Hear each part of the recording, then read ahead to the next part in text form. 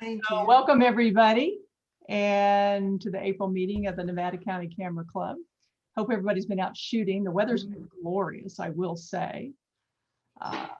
And so for the newer folks, special welcome to you. I'm Rachel Rosenthal. I'm the president of the club for this year, and you're going to hear from some of the other board members shortly. And we are recording, so please know that. If there is some background noise, I haven't muted everybody, but if there is background noise from different folks, either Kathy and I are kind of watching the sound levels, and we may mute you if there is background noise. So just so you know. There's somebody. I will find them. There was one right there. So and I don't see who that is. I know, they're hiding. Are they mutually exclusive? All right. So the first thing I'm going to do this evening is I wanted to share with the club members a summary of our recent club survey. And I have a PowerPoint slide. It's got 17 slides. Hopefully it will take, I don't know, about 10 minutes or so. But I wanted you all to be able to hear and see some of the results of that survey because we had really an excellent participation. So what I'm going to do is share my screen with everybody.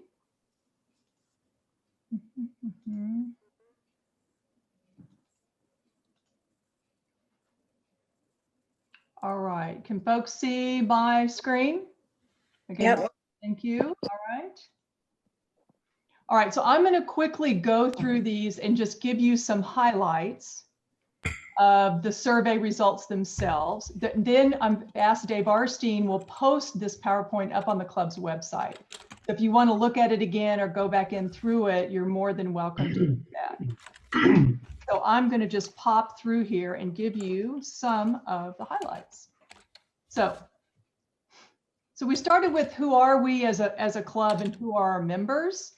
So we've got a very excellent, I would say, mix of members. 65% have been with the club between 2 and 10 years. But if you can see the blue pie, we have about 16% who are new members who've been with us less than a year, which is just excellent. So we have a great range of club members from new to more experienced or longer with the club, just excellent. And I also want to comment, if you can see it on here, we had 76 responses to the survey. And I've done a lot of surveys in my working career, and we were happy with maybe 30%. We would be thrilled with 30% return rate. Well, this club has around 130 members. We got 76 people respond to this survey. So I want to say thank you to everybody who did respond, just excellent. All right, so great spread of membership. And then we ask everybody, what level of photographer are you? The blue is beginner up to professional. And a quick look, we've got about 56%. So more than half are intermediate or advanced. But we've got newer folks and we've got professionals too. So again, very nice mix of membership and expertise. We ask you, why did you join the club? Well, almost 80% said for education. I think we're going to get some of that tonight. Access to expertise. And I think photographers in this club and specifically are more than willing to help and answer any questions you have. Then I'll take it back. Okay. Okay. And then 60% to receive feedback, which we do that typically through their critique, and the field trips. With this club does amazing field trips. We'll hear about some of those coming up in a little bit. So just excellent. There were other reasons as well. I'm just giving you the top reasons in each of these questions. So next question was, what types of digital camera do you use?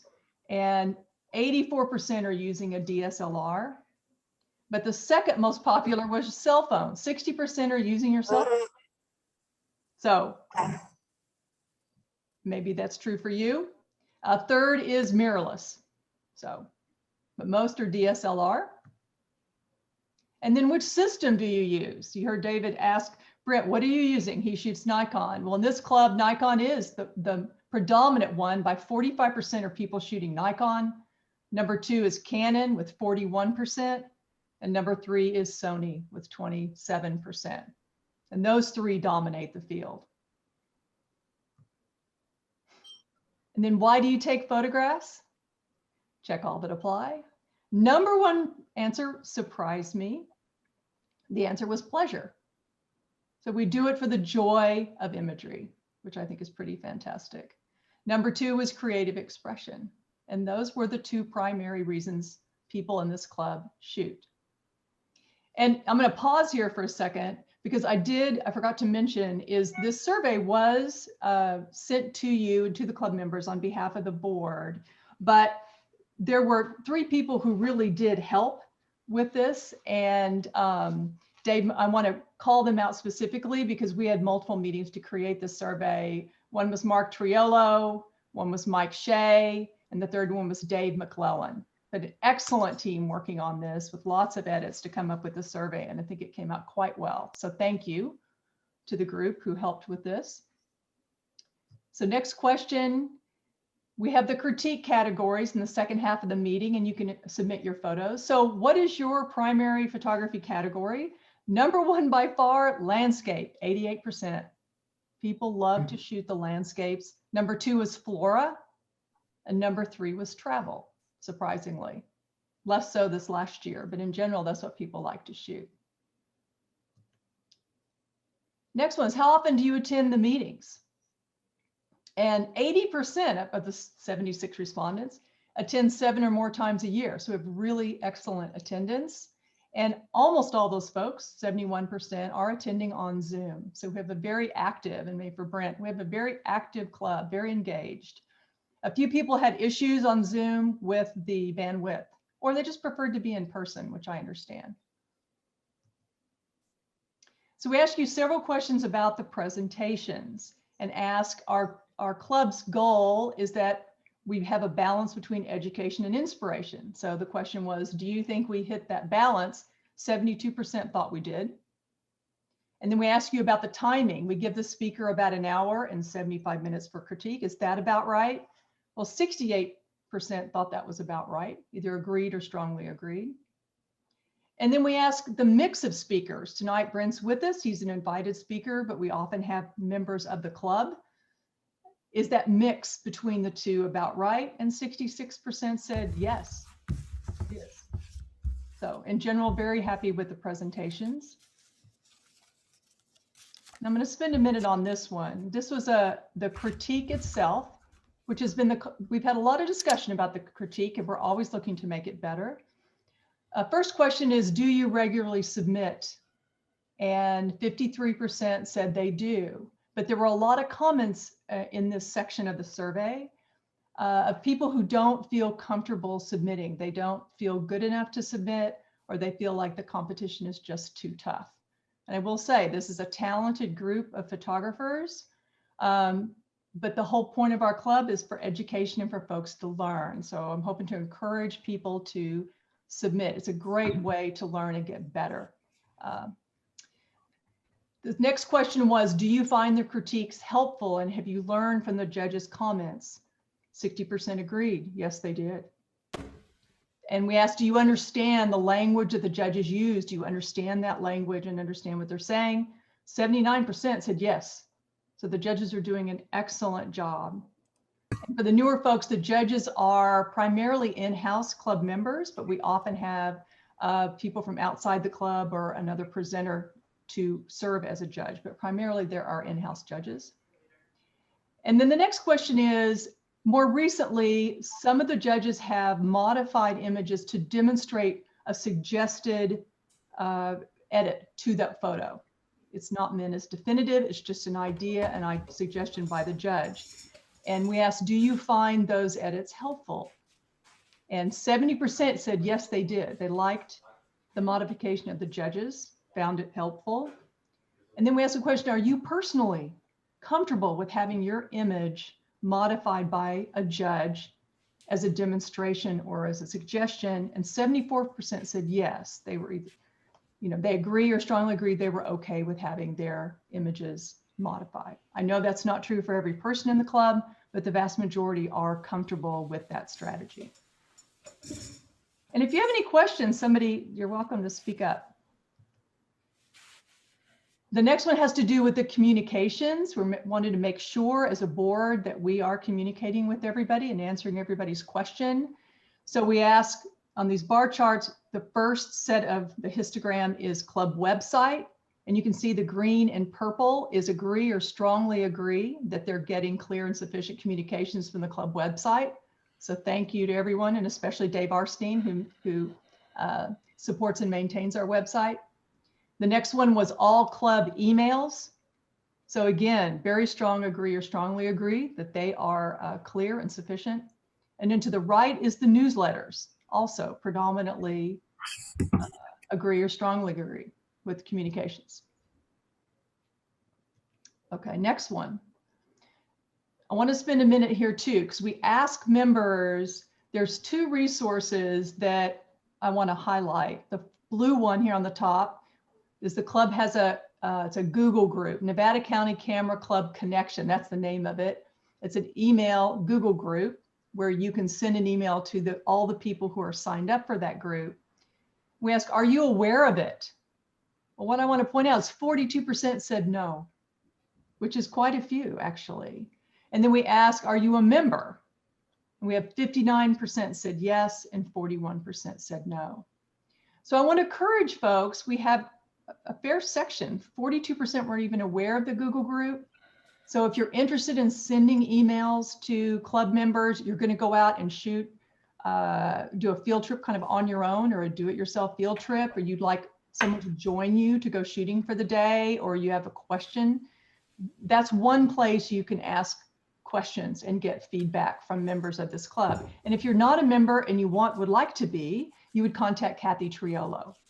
She's the administrator for the Google group. So shoot her an email and she'll get you set up.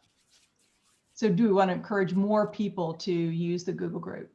The second group is the green volunteer educators list. I don't know, remember Kathy, how many years ago, 2-3 years ago, Kathy led the charge and had members of the club volunteer. For example, you're an expert in Photoshop, or you're excellent with lighting or portraiture. There's a list on the club website of the volunteer educators, so members of the club and what they are willing to share their knowledge of. So 70% of club members are aware of the volunteer educator list, but look how many used it. Only 24%.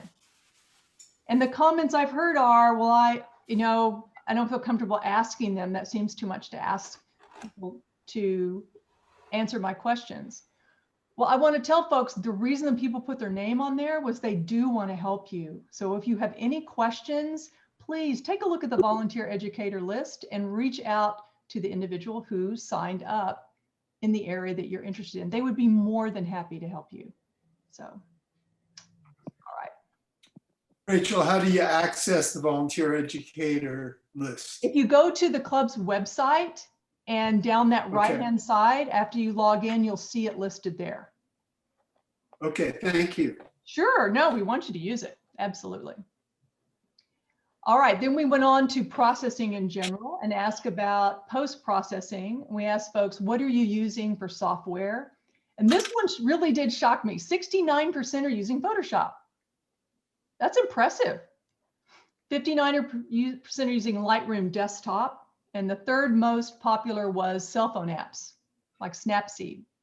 So, and so we asked you, well, we do every year in November, we do an all-day club workshop. And we asked, well, what kind of workshop sessions would you like? The two most popular by far were advanced Photoshop and advanced Lightroom. So this is a very learned crew, I gotta say. So well done, everybody. Then there was a group of questions on field trips. And we asked, are you satisfied, very satisfied with locations? 90%. So well done, Rick, and well done, Bill Wages. That's been our field trip coordinators. I think George has done some too. The frequency, 74%. Very, very happy with the field trips. We were having them for the newer folks, gosh, every month before COVID. It's slowed down now, but we're going to start picking up. And then how are the communications relative to the field trip? What equipment should I bring? What should I expect? 90%. Very, very happy with the field trip communication. Then exhibitions. We've been encouraging folks to submit for exhibition. And the blue box, the most popular and most interest in exhibitions is of their new Nevada County Camera Club sponsored exhibitions. And very well done. I mean, Kathy and Dave, there was a group of people who started this. It's now run by Dave McClellan and Ellen Davis. So you all have so much to be proud of, that is really people are engaged in exhibiting, and those are all at the Nevada City Picture Framing in Nevada City. Number 2 is the Nevada County Fair. Are we going to have a county fair this year? Anybody? Yes, we are. We are? Mhm. Oh, excellent. Good. Okay. And then number 3 is the Wild and Scenic Film Festival, the art exhibition. How do you get images into the Wild and Scenic Film Festival? Yeah, that will open if you go to their website. It opens, I think, in October. Somebody can correct me. I'm sorry. Is Peter on? Peter Mason? He's the expert. No. If you go to their website, Shelby, you'll see it. And it's several months, and you have to pay more the longer you wait, but it's a pretty broad window for submittal. Okay. So that's the most popular exhibitions. And that's it. Rachel, Yes. there's a question. I don't know if you want to answer it now or not. Okay. Donna wants to know, when do you think we'll resume our in-person meetings? Well, the board, we're going to talk about that. You know, I think it's coming, but we do not have a date yet. My hope would be by the end of summer, early fall, but we have to talk about it as a board, and we'll let everybody know. So you can see the light at the end of the tunnel at this point. But we should, Rachel. Yeah. I think everybody should know, we also talked about continuing, maybe doing a Zoom along with the in-person meetings. Maybe we might blend that. It's true. The Zoom has been a fairly effective way to meet from time to time. So it could be that, you know, Kathy's got some really excellent presenters. If someone's remote, that we can actually weave Zoom this modality into future meetings, but not every meeting. Okay. And so I will say, there were other questions and comments that were included in the survey. There was one about volunteering, and we had received a list of people who volunteered to work and do projects for the club. So thank you to them. And I've reached out to some of them, and I know some of the other board members will be doing that as well. So thank you if you volunteered for the club. And at the end, there were closing comments, and there were many, many closing comments, and there were so many of them that were so positive. It was very affirming. The board worked really hard on behalf of everybody, and this has been a pretty tough year. So it was very nice. Thank you all for the wonderful comments. And it speaks to just the ethos of this club, about it's really social club. We're doing this for the love and pleasure of shooting and photography, and the connections between and among people. So it's been really, really nice to read all the comments. And I too look forward to getting back to normal with in-person social activities and cookies and everything. So I'm really looking forward to that. So I can't see the chat. So Kathy, are there any other questions? Does anybody have any questions about the survey? That was the only one. And Mike made a comment that we can't resume in person until the church opens back up, and there's no data on that. And that won't happen until the state allows us to do that. Because we are following the CDC guidelines and the county and state guidelines too. So that'll be a sign for all the club members of when that we're getting close, is if you watch, because we won't meet unless it's been approved by Nevada County for large group gatherings. So, but we're keeping an eye on it for sure. Frank, why don't you unmute and tell us what you noticed? Oh, it wasn't a big deal, but in the amount of time people had been members, the choices were less than 1 year and 2 to 3 years. There was no way to answer the question 1 to 2 years. And since I was a member of 1 to 2 years, I was kind of stuck with giving an answer. Oh, gotcha. Okay, That's sorry all. about that. No big deal. That was an excellent review, Rachel. Thank you. Oh, sure. No. Thank you, Chris. And thank you again to the four that really worked on this, and to the board as a whole, working through the data. So we got a lot of good information, and it felt good to read through the survey results. It also what we're going to do as a board is use the comments that the members made and the results of all of this information. And that's going to inform our field trips, our presenters, our workshops. So we're here using this information to try to make the club even better than it already is. So, so what I'm going to do is, again, I'm asked Dave to post a link to this PowerPoint so you can go back through and look at it in more detail. And if you have any questions, folks, just shoot me an email. That's fine. I'd be happy to answer any questions that you might have. Thank you, Rachel. Great presentation on this. Okay. All right. So go back to my notes here. All right. So before I turn it over, I ask Mike Shea to speak, but Kathy and I got a lovely note from Lori Woodhull. And is Anna on? Anna, are you on? Anna Woodhull? I saw her. Yes, I'm here. Yes. Okay, so everybody, you have to say congratulations. She is graduating with a BS in photography, Woo! California Baptist University, May 5th. So round of applause for Anna. Hey. You got awesome. I'm going to stop sharing here. Thank you guys. Thank you so much. I'd love to see your portfolio at some point. Whoop. Yep, we lost her. All right, yeah. Yeah, maybe I could even give a presentation sometime. Absolutely. Just let me know. Anna, what are you gonna do after? After you graduate? I am planning on kind of figuring it out this summer, kind of seeing what opportunities arise, and I'm going more the commercial route, definitely outdoor adventure, advertising type of stuff for companies of that sort. So, yeah. I bet there's a lot you could teach us too. I would love to hear about your program. So, Yeah. So congratulations to you. Thank you so much. Yeah. All right. So with that, that's the end of my comments. I wanted to turn it over to Mike Shea, our treasurer, and see if he has any announcements. I don't.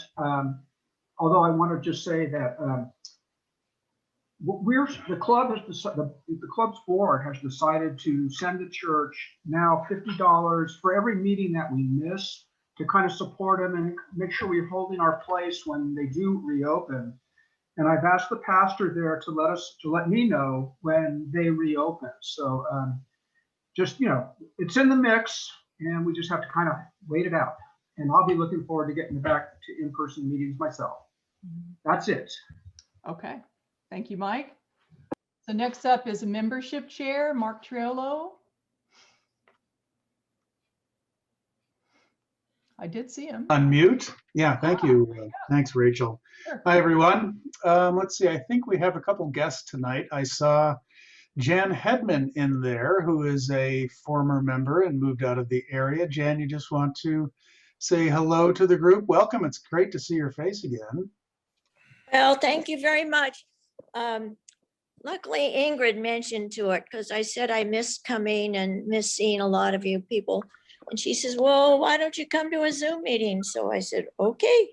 So, yes, I do miss it all. And I haven't really been able to do much at all. And the weather's been terrible as far as just getting out because it's so windy. It's been windy and cold. You'd think I was up there where it's actually been very windy and cold here. So I do miss it. And I see all these faces that I know, and I know you're having a lot of fun, and I learned a lot and met a lot of wonderful people in my many years there. So somebody else will take my place as the oldest living member because I'm still living, but I'm not a member anymore.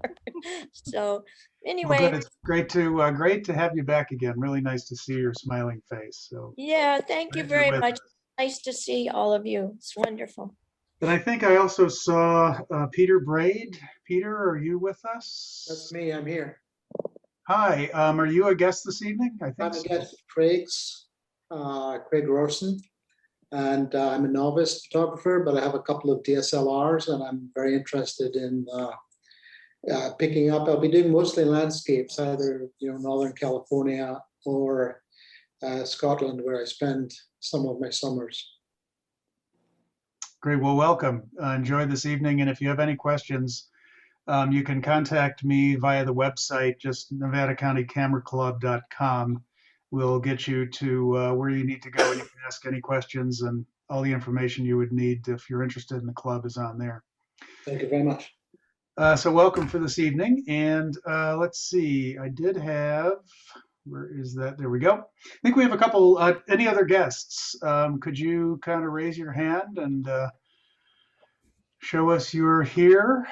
Let's see, oh, Dick Mooney is back, I see. Dick, I just saw you raise your hand. Are you, I think you're with Ann tonight, is that right? Yes. Hey, welcome back. How are you doing? I'm doing fine, thank you. Good. Dick was also a long-term member and is an expert photographer, primarily wildlife. It was one of his really strong areas, and he just really kind of set the bar, unfortunately, too high in the club. But we miss having you around. Thank you. So, welcome back for this evening, Dick. Thank you. Let's see, any other guests? Could you raise your hand if you're a guest tonight? I think we got everyone. Okay, good. We have a couple of new members that I just wanted to introduce briefly. And let's see, Stephen Black, Stefan, are you with us tonight? If you are, just go ahead and unmute. I don't think I saw him in there. Let's see, Mark Rideout. I saw Mark in there. Mark, could you just unmute, say hello, and tell us what you do in the photography world? Yeah, hi, this is my second meeting and really working to find my voice through photography. Went out and did a lot of really shallow depth of field stuff in February and just trying to evolve and figure out in retirement now what I'm going to do to communicate to try and help. Great. Well, welcome to the club. And if you have any questions, please don't hesitate to contact me. For all the new members, please go to the website and look in the area where the new member orientation document is placed. It's got a lot of great information. If you have any questions, though, contact me, and there's a link on the website. Steve Carlton, I don't recall seeing Steve. Steve, are you in there tonight? Okay, I don't think I saw Steve. How about John Fox? John? I don't think I saw him, though. He said he was going to attend. Okay. Okay, great. So we're continuing to get new members. So welcome to all of you, guests and members. Hope you enjoy the evening. And Rachel, I will turn it back to you. All right, thank you, Mark. All right, so we'll move to field trips. Our field trip coordinator, Bill Wages. Hey, everybody, how you doing? First of all, I'd like to thank everybody that showed up for the Table Mountain field trip that we had 2 or 3 weeks ago. Turned out to be a nice day. Had a nice little turnout out there. A little windy at first, but the colors were just amazing this year. So we're working on a couple of things this week.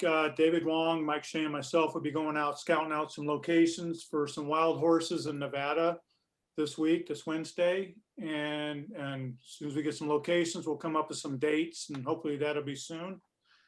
Also, I'm looking probably in June, doing the train tunnels, the abandoned train tunnels above Donner Lake. I got to go up there, scout the area out and see how they're looking, because they get pretty snowed in sometimes in the winter. So I'll see what kind of shape they're in. Also, George is working on a Death Valley or Alabama Hills, possibly in September. Is that correct, George? Yes, that's the plan. Okay. So we're waiting on some dates for that one as well. Also, right now, if somebody wants to get away during the week or something locally, Folsom Lake out at Beaks Bite, the lupin are blooming like crazy, as you can see the picture behind me here. So that's a good day trip just to get out there. If you go early in the morning or later in the evening, because it gets pretty crowded. And I think they'll probably be good for another week or so to get out there just for a day trip and stuff. So, and also another good place was Rattlesnake Bar out there. I went out there during the evening. and that was pretty nice out there as well. I think that's pretty much it for now. If anybody has any ideas or if they'd like to host a field trip, feel free to contact me and let me know, and we can get it up on the calendar. So that's all I have for now. All right, thank you, Bill. Bill, this is Tom Quinn. I gotta say, I saw your lupin pictures this evening when I got home from skiing, which was nice. And I had no idea that Folsom Lake had lupin like that. It was amazing. So thanks for sharing that. Oh, you're very welcome. Either did I. I was late last Thursday night. I saw it on Facebook. So I went out Friday morning and I was just amazed. And I think the last time it did this was 5-6 years ago. It's only when the lake gets real low that they have these conditions here. Yeah, it's just amazing out there to see. The pictures don't do it any justice. You go out there and it's just, unfortunately, there's a lot of crowds out there and stuff, but it's pretty amazing. I'm suspecting that Bill has a couple of twin brothers because he's everywhere. I'm practicing retirement, so. And Lake Tahoe may have the same this year, and I'm keeping an eye out for that one. And that may be a quick notice field trip or something up in Tahoe City. They'll have the same conditions sometimes where the lupin's right on the lake. So that might be something we may be able to do as well. So. Okay, that sounds excellent, Bill. Thank you. And I wanted to say just a gentle reminder to folks that if you are signed up for a field trip and you can't make it at the last minute or whatever, to please send Bill just a short text or email to let him know you're not coming. Because we had a lot of people sign up for North Table Mountain, and I'm not sure anybody actually showed up. Things happen, it's fine if you can't attend at the last minute, but just let Bill know. So, as he's leading these groups of people, so he has a good head count for folks. So, all right, thanks, Bill. You're welcome. Next up, I wanted to check in with our gallery shows, those very popular club-sponsored gallery shows. So either Dave McClellan or Ellen Davis. Do you want to give us an update? Sure. So this week, the Red Show is closed out. And so I'm going to have anybody that's in the show, you can pick up your images this week.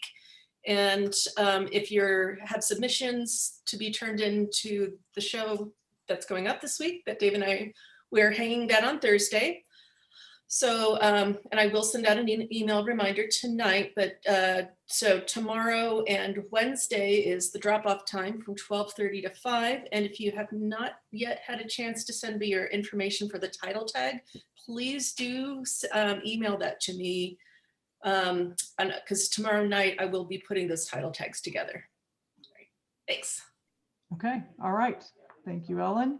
And then one just last comment is I did want to say a special welcome. We had a couple of club members who volunteered, and so Ann Westling is now going to handle some of our print media, public relations, and Michael Quinn on the Instagram account. So again, if you've got an area of interest, expertise that you'd like to help out the club, just shoot me an email. We would love to have your assistance. So thank you to both Ann and Michael. All right, and with that, it's a lot of announcements tonight. I will turn it over to Kathy Triller, our VP, and she will introduce our speaker for this evening. So yeah, I don't want to take too much time because we want to hear Brent.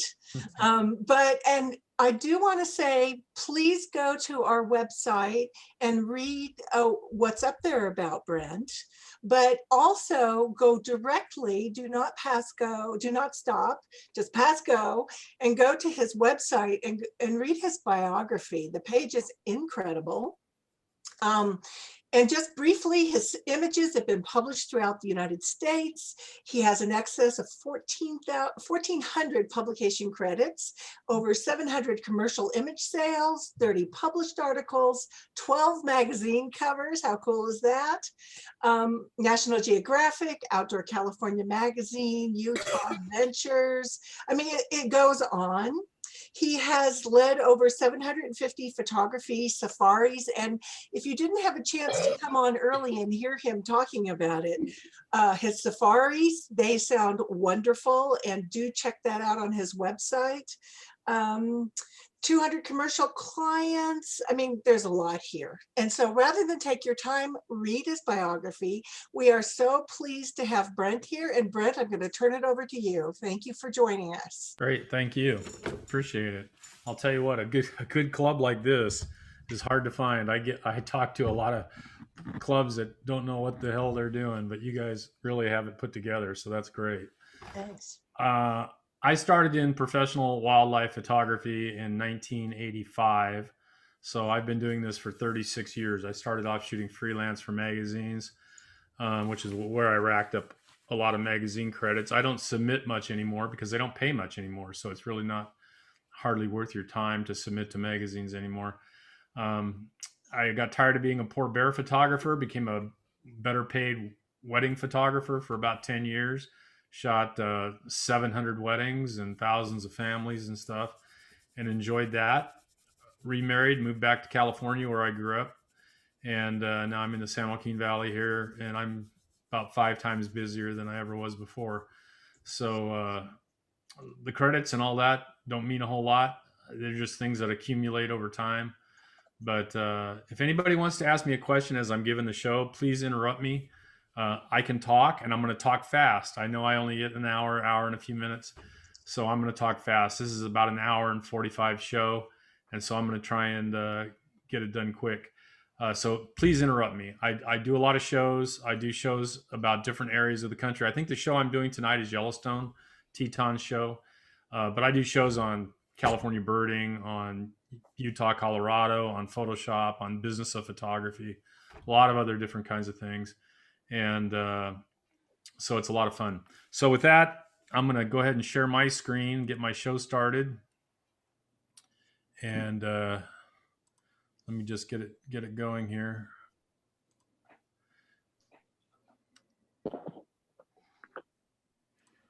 All right. So again, please interrupt me as I go. I appreciate your honorarium. The only thing I ask folks is if they're into wildlife photography to please sign up for my newsletter. I try and send it out about every 2 weeks or so. This is what the main page of my website looks like right now. It's amwestphoto.com. And down there in the middle bottom of the right, you'll see newsletter sign up link, and you can go to that. And the biography she's talking about is there on the right at the bottom. Most of the pages, though, on my website are linked out of the tips and tricks page. So that's where you'd want to go to look at safaris. You see the photo safaris there at the bottom left. There's a link.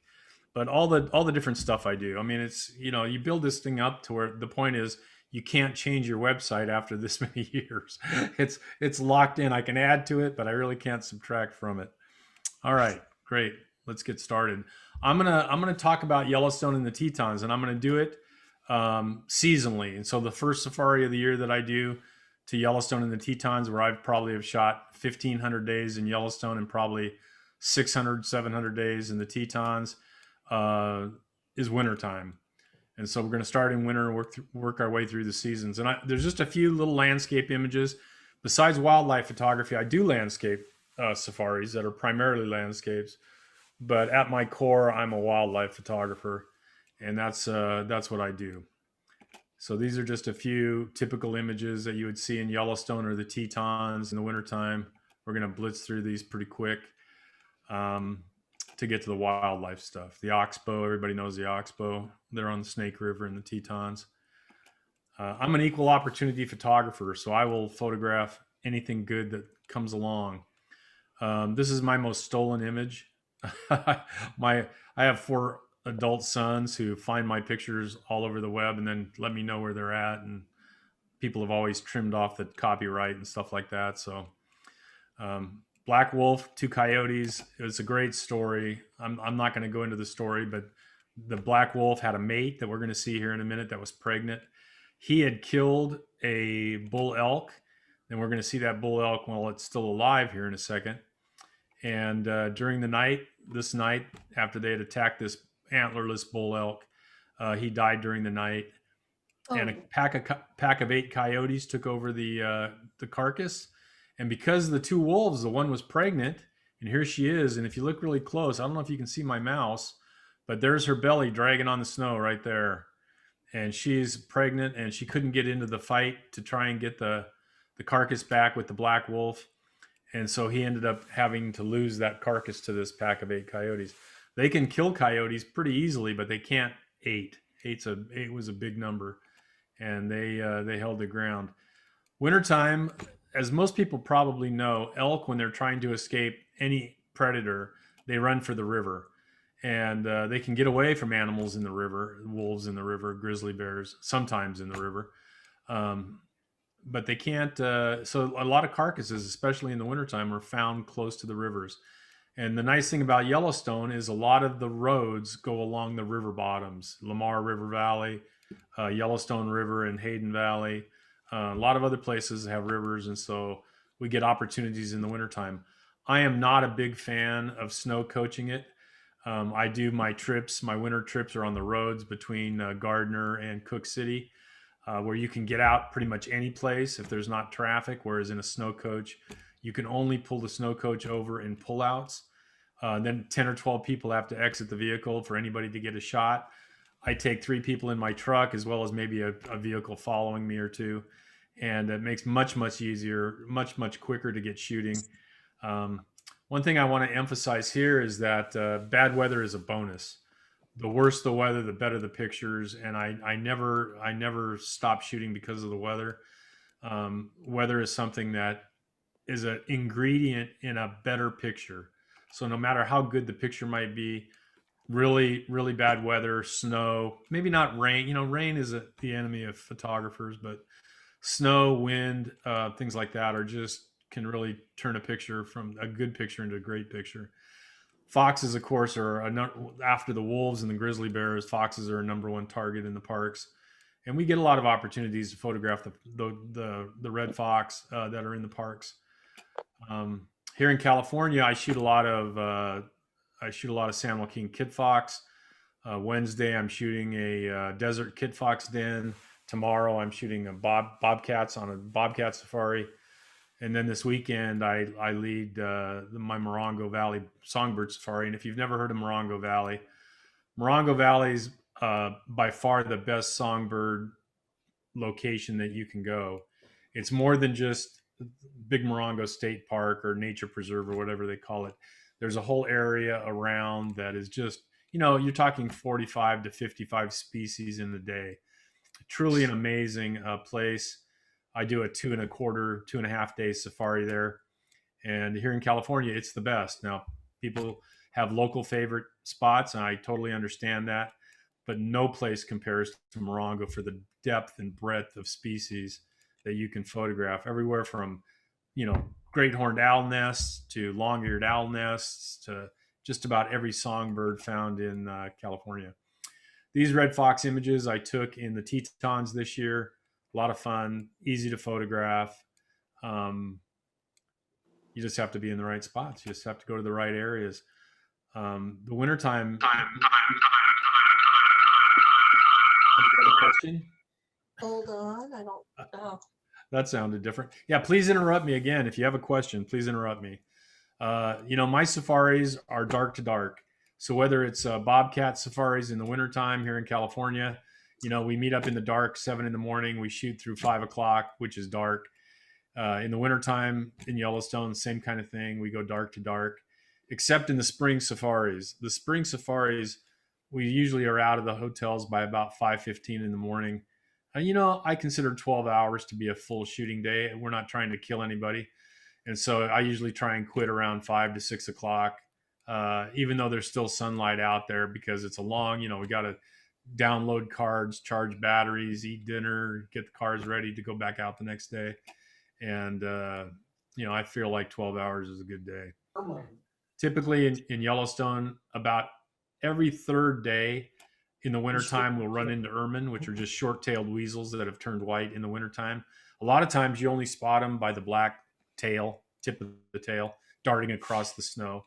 On an overcast day, on the snow, it's extremely tough to spot anything because even the blacktail is, because of the low contrast light, extremely difficult to find and photograph. They move very quickly. One thing that a lot of people don't know about ermine is they can dive into the snow and only go under the snow 3 or 4 inches and then run under the snow 30 or 40 feet, making their own tunnel, and then come up 30 or 40 feet away without digging. They can just run right through powder. It's a pretty amazing thing that they can do. And if you get on one chasing them and they vanish and then they come up way far away, that's what they're doing. They're running through the powder.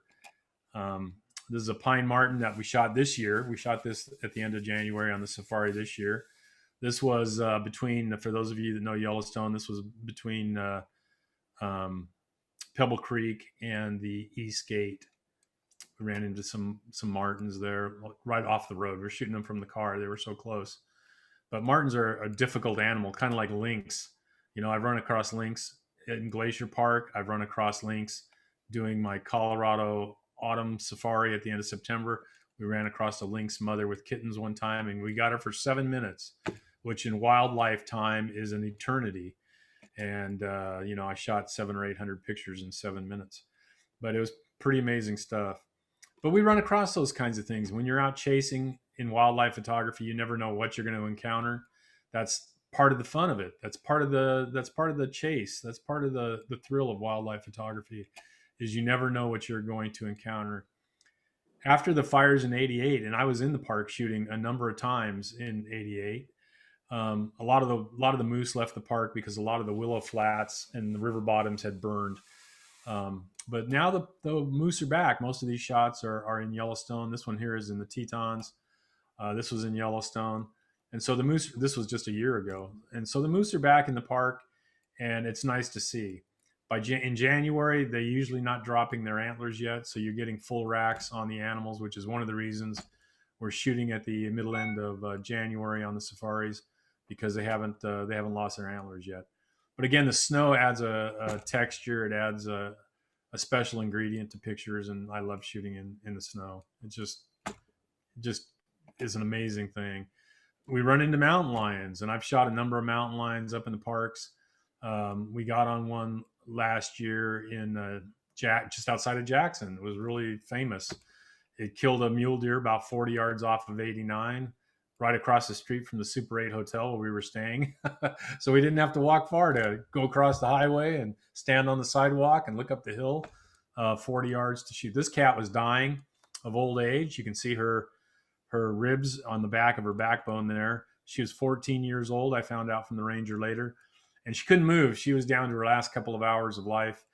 And because she was so close to the road, the ranger ended up moving on the photographer's back, and they ended up euthanizing her, which is a polite way of saying they shot her. And that's kind of what they had to do. You know, you can't leave a cat that can kill a person 50 feet off the road, 60 feet off the road, and expect it to just hopefully stay there or go away. And she died a much quicker, cleaner death than she would have had a pack of coyotes or a pack of wolves found her. They would have ripped her apart piece by piece. This is the big male mountain lion, big tomcat in Jackson. And we're just standing on the sidewalk shooting this guy. He stayed behind these Utah juniper trees, and he would only come out in the dark. So you have to understand that this next picture is shot at ISO 52,000. And it was shot in complete and utter darkness. And so it's really grainy, but it's a picture. And here the cat's coming down out of those trees to feed on the carcass in the middle of the night. It was middle of the night. It was only about 6:30, but it was complete darkness in January.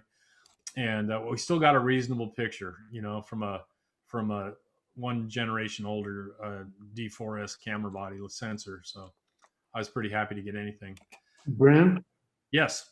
Are you using guides, or are you the guide? I'm the guide. You're the guide on a lot of these trips because I'm the guide on every trip. I only go to places that I've shot hundreds and hundreds of times. And so there is nobody. I mean, there are other people just as good as me. They know the areas as good as I do, except maybe bobcats in California and some of the California stuff.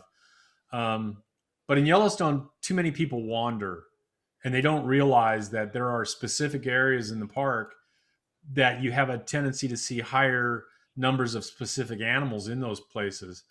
And so, you know, if you want to shoot grizzlies, if you just want to see grizzlies, well, yeah, go to Hayden or go to Lamar.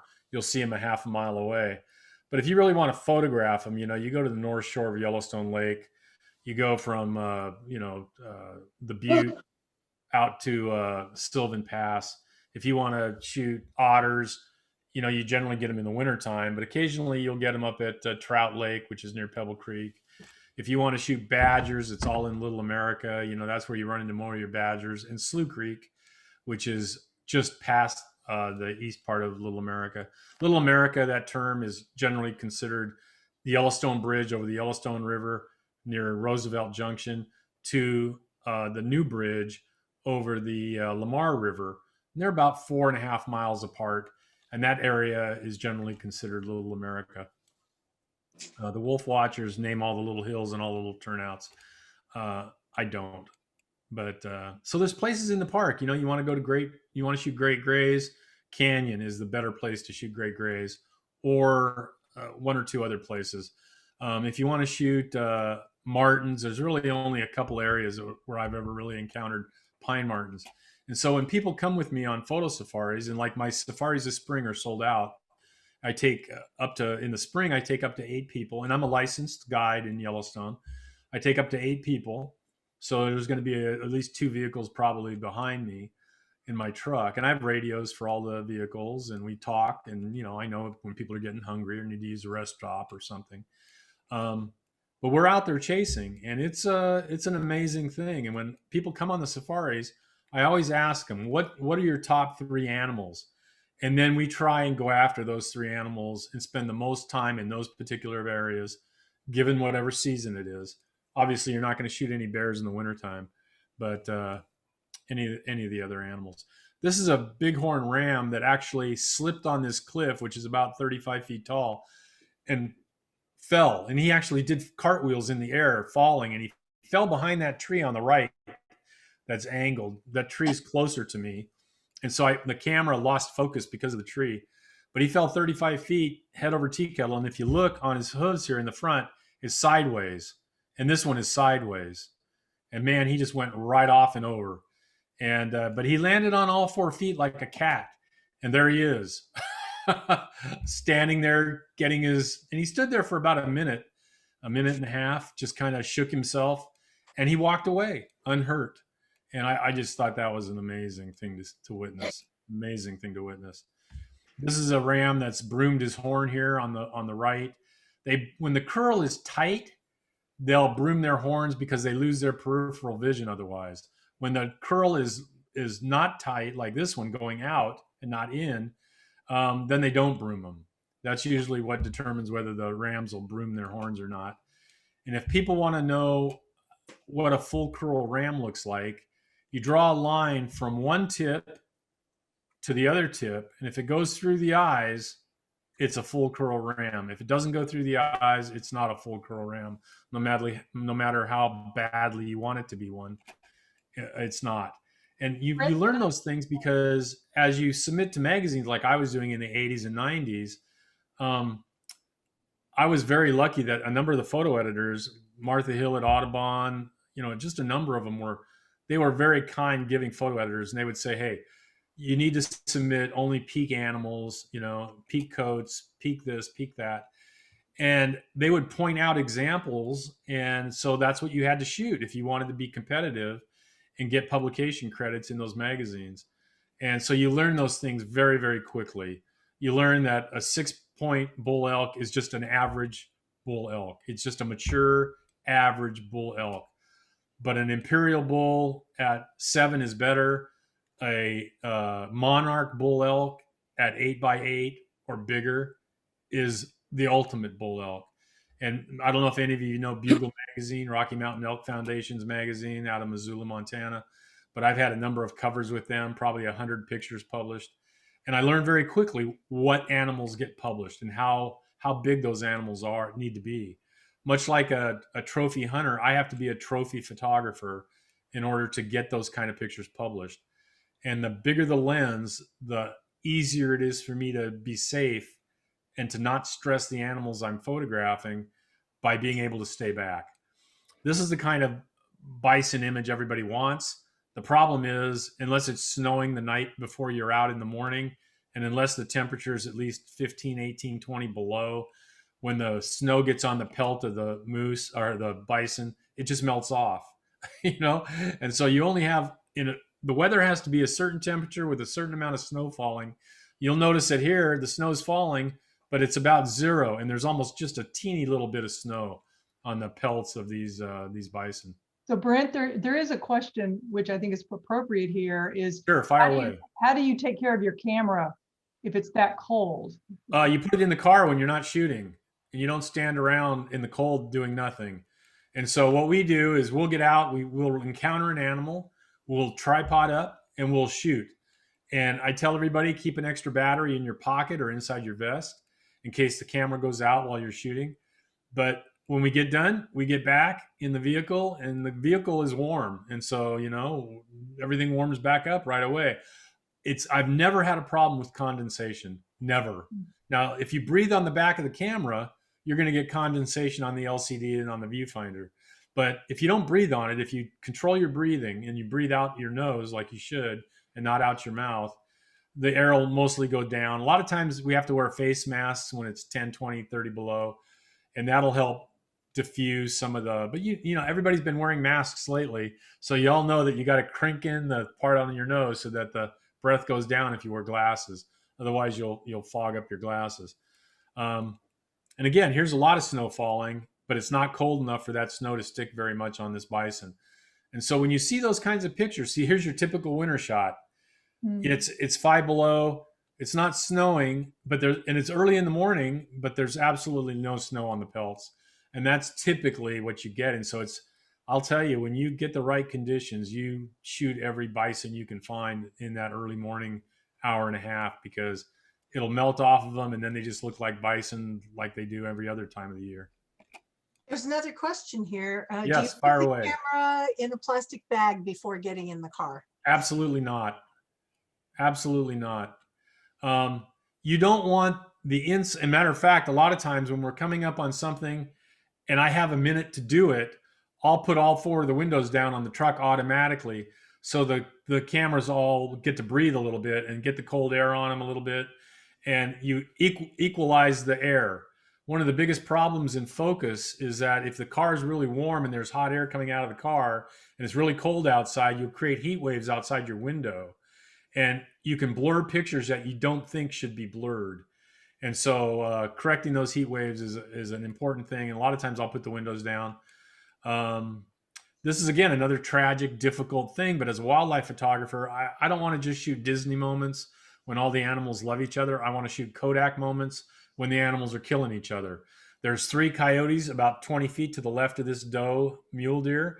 She's out in the Soda Butte River, and she can't leave it because the coyotes are there waiting for her, and she knows it. And they're not going to get in the water because she could stomp them then. And they're just going to wait her out. She's covered in ice. She's lifting one leg out of the water at a time, trying to ward off freezing to death. And we actually shot this because you don't leave an encounter like this until the light is gone. And we came back the next morning, and they were all covered in blood because they had killed her and eaten her. And they were still in the same general area. So she got out and ran, probably swam across the river to those rocks and took off running, and they crossed the river too and chased her down.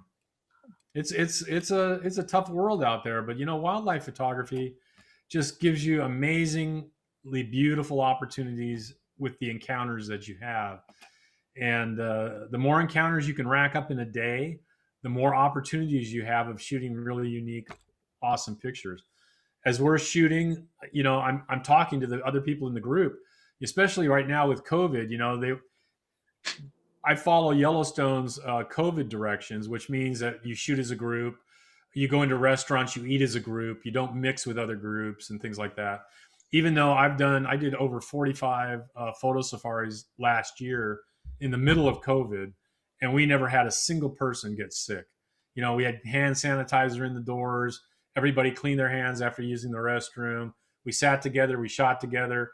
We asked the hotels not to change the sheets, not to bring people into our room. And so we just kept the same sheets for the number of days we were there. All we got was new towels, and we would actually go to the lobby and pick up the towels. And, you know, so we did things to mitigate that as much as we could, and it was absolutely successful. That was in Jackson, the trumpeter swan. This is a dipper with a trout. Actually caught a trout. Had to beat it on the ice to actually kill it, to be able to eat it. But, you know, you just run across amazing things. And when there's so many carcasses left by the wolves that are down in the valleys, you get many opportunities to photograph the eagles, bald eagles, golden eagles. And, you know, we take advantage of every single opportunity that comes along. Typically, I tell people that when we go a day in Yellowstone, we're going to have probably 15 to 18 really good encounters during the day. Some of them will pass by. They're a little too far away. The snow falling is going to prohibit us from getting good pictures. But two of those encounters are going to be absolutely stunning, publishable quality in any magazine in the world type encounters. And I'm talking Nat Geo or anything else, National Wildlife. I've been in all of them. And that doesn't mean anything. I'm not bragging because I submit a lot, or I used to submit a lot.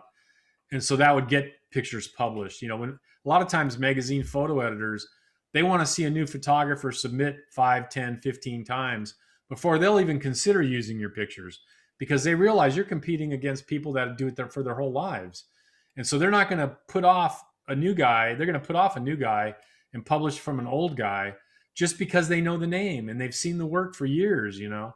And so sometimes you have to break through those barriers when you submit in order to get your pictures published. And there's not you pick the top 10 folks in your club, top 15 photographers in your club, and they're every bit as good as anybody that shoots for Nat Geo. They're every bit as good as anybody that shoots for Field and Stream or Audubon or anybody else. But the difference is the photo editors know those photographers, and they'll prefer their work over other people's work quite a bit. And that makes a big difference. If you didn't get your shot at Nat Geo when you're in your 20s or 30s, you're not getting a shot in the 50s or 60s. That's how Nat Geo works. As well as Audubon, as a matter of fact, unless you run across, you know, some unbelievably amazing, you know, a mountain lion riding a rhinoceros's back in Yellowstone, and you get a whole series of images of that. Okay, maybe you get published, but if it's not something ridiculous like that, you know, it's just extremely difficult to break in with, oh, I got some good coyote pictures, because so did a million other people. They all got good coyote pictures. And you got to remember that you're not just competing with a few people. You're competing with thousands of people submitting images to every single issue of these magazines. Thousands and thousands of people. I love shooting these dogs, these coyotes in the wintertime. They're also healthy looking and thick. They eat a lot of venison. They eat a lot of meat. Unlike our California coyotes, which kind of get scrawny sometimes. And, you know, they eat a lot of birds and they eat reptiles and they eat other things. Coyote, they're all eating elk and deer and bighorn and moose and buffalo, and they eat pretty darn well in the parks. And so they put on a pretty good coat. Okay, now we're gonna take a look at springtime. And if people ask me what's the best time to go to the parks, and this show I'm doing is about the parks, it's springtime, because not only are you shooting the adult animals, you're shooting all the babies too. And the predatory babies, I mean, the predatory parents like foxes, badgers, bears, wolves, coyotes, they all have to hunt all day to feed those puppies, to feed those babies. And so you have parents that aren't just active at night or very early in the morning or very late in the day. You have parents that are active all day in the spring, particularly the end of May and the 1st of June. That's why I do safaris then. Because after I'd shot there for 20 years, I realized these are the two periods of time. The week before the Labor Day or Memorial Day weekend, the week after, you know, those last week before the holiday, the first 6 days after the holiday. And so these are just typical spring shots. There's a lot of water on the ground, so there's always a lot of mist in the mornings, a lot of wildflowers growing up through June, especially in June. But there's also still a lot of snow up in the tops. Like if you come in through the East Gate or you go up to some of the lakes like Sylvan Lake here, This is in the middle of June and it's still iced up and covered. And I love the color of the water around where it's melting. But there's still some incredible landscape imaging you can do. But again, there's a lot of water. This wolf is just crossing a regular meadow. He's not crossing a river. He's just crossing a meadow that's flooded out because there was 8 feet of snow last year. I shot this in June of last year, 2020. We shot 14 different wolves. This is another shot that we did this last June. And I try and replace as many of these pictures as I can with the newer ones because you always get wolf encounters. I was talking that to the people earlier. The question is, can you get close wolf encounters where pictures matter? Interesting story. This is Wolf 271M, and I shot this picture, I think, in 2016 or 2017. He died the next day of natural causes. We photographed him right along Soda Butte River, right in the willows, right next to the river, like this, full frame, 45 feet away, 50 feet away. But he turned around and he walked back, and there's a little meadow, and we drove back to that overlook, a little bit of an overlook, and he walked out in that meadow and he laid down behind some sagebrush, and we took some pictures of him curled up in a ball behind. Well, that's where he died. He was the first wolf in Yellowstone of the wolves that came back to Yellowstone in 95, 96. Now remember, this is 22 years later. This is the first wolf that died of natural causes. The first adult wolf that died of natural causes. Think of that. What kills all these wolves? And it's not people. It's wolves. Wolves kill wolves. They are so vicious and violent about other wolves that come into their pack territory that 98% of the wolves are killed by other wolves. 1 or 2% wander outside the park and get hunted or get shot, but very few, 1 or 2 or 3 over the course of a whole year. And none of them get hit by cars that I know of, because most of the time the wolves don't come on the roads except in the middle of the night, 1 or 2 or 3 in the morning. So I've never heard of one getting hit by a car, and I'm sure it's happened, but not very many. But anyway, this wolf has eyeglasses for fur around his eyes. And so he's a really easily identifiable wolf. Well, I was reading this random NPS article about a wolf dying of natural causes, and they had his picture in that article. So I knew it was him. I went and read the article, and because his collar, which you can't see in this picture because of the fur, when they lay down for more than 6 hours and they don't move, it sends off a mortality signal. And the rangers go out and find the body and do a necropsy on it and find out why he died. And he died at, I think it was 8 or 9 years old, just of natural causes. Pretty amazing. Pretty amazing that we caught that wolf the day before he died. He was in a beautiful meadow on a sunny spring day. It was all green. And I thought to myself, kind of like the mountain lion, she died on a little ridge overlooking Soda Butte Valley, where she had spent her entire 14 years hunting. And what an amazing thing. Not that I'm bad luck for these animals, but I also photographed a grizzly on its last day over in Hayden Valley, and it died on a beautiful day in long green grass underneath a pine tree. Just happened to be there, one of those deals. I love this family picture of the coyotes. The 3 puppies are nursing from the female on the left. The other puppy is licking the jowls of the male, and he regurgitates, and he only regurgitates when they lick his jowls. And that's what gets him to regurgitate. Why do I know that? Because I watched it and photographed it.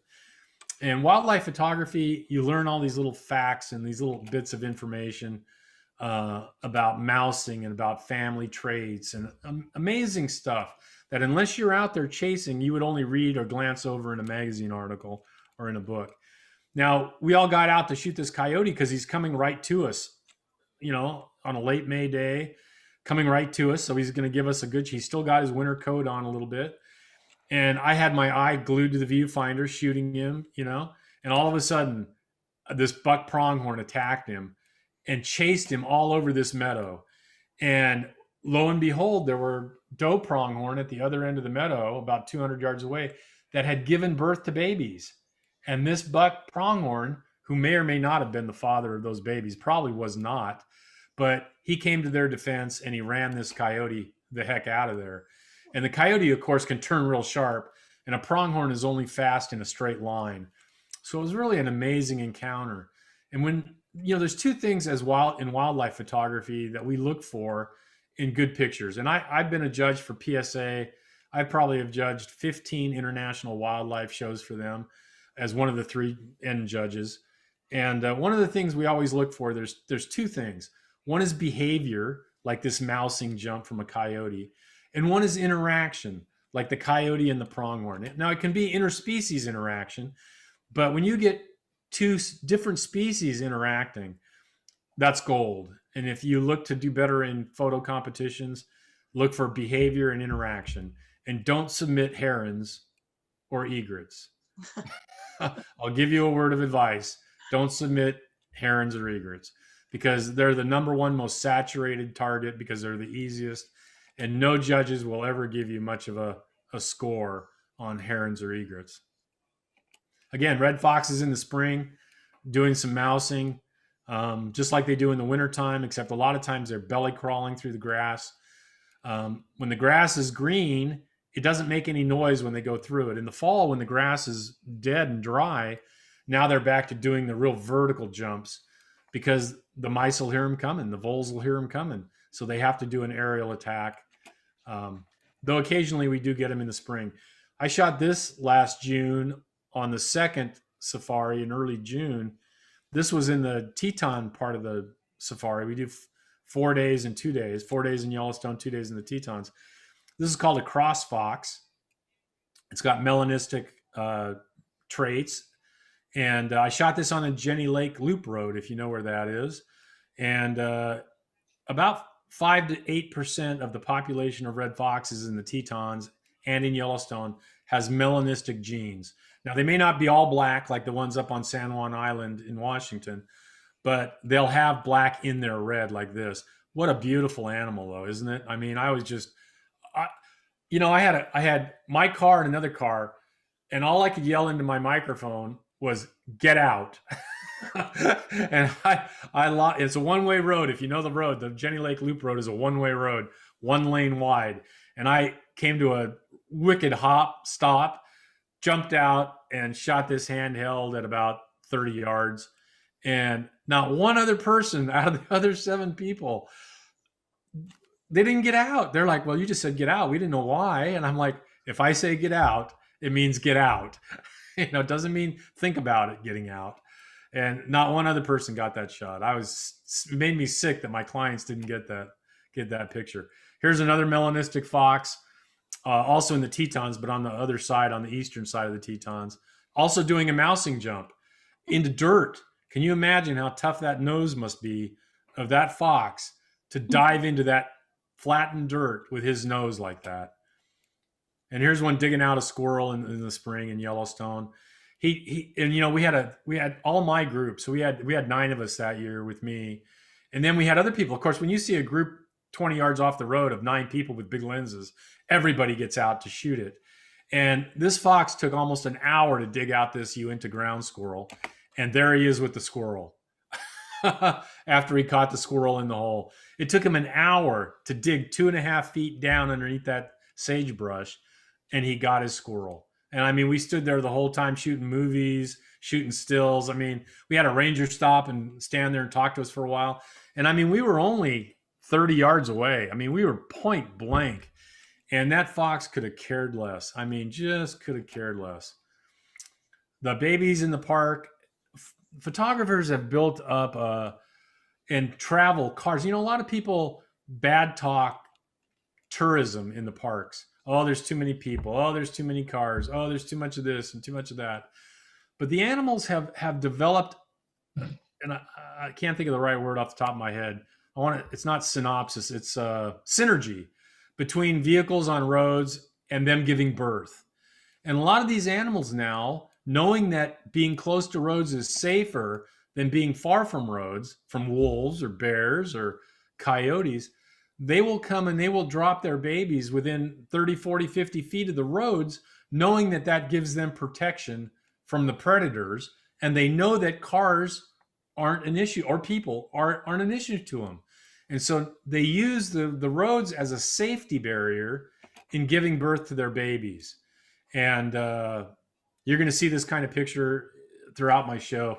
I love pictures like this mothers and babies, like this, walking over the top protectively. But I love shots like this, where this buck pronghorn, we were shooting this buck pronghorn, and all of a sudden this little baby rose up out of the grass that we didn't even see.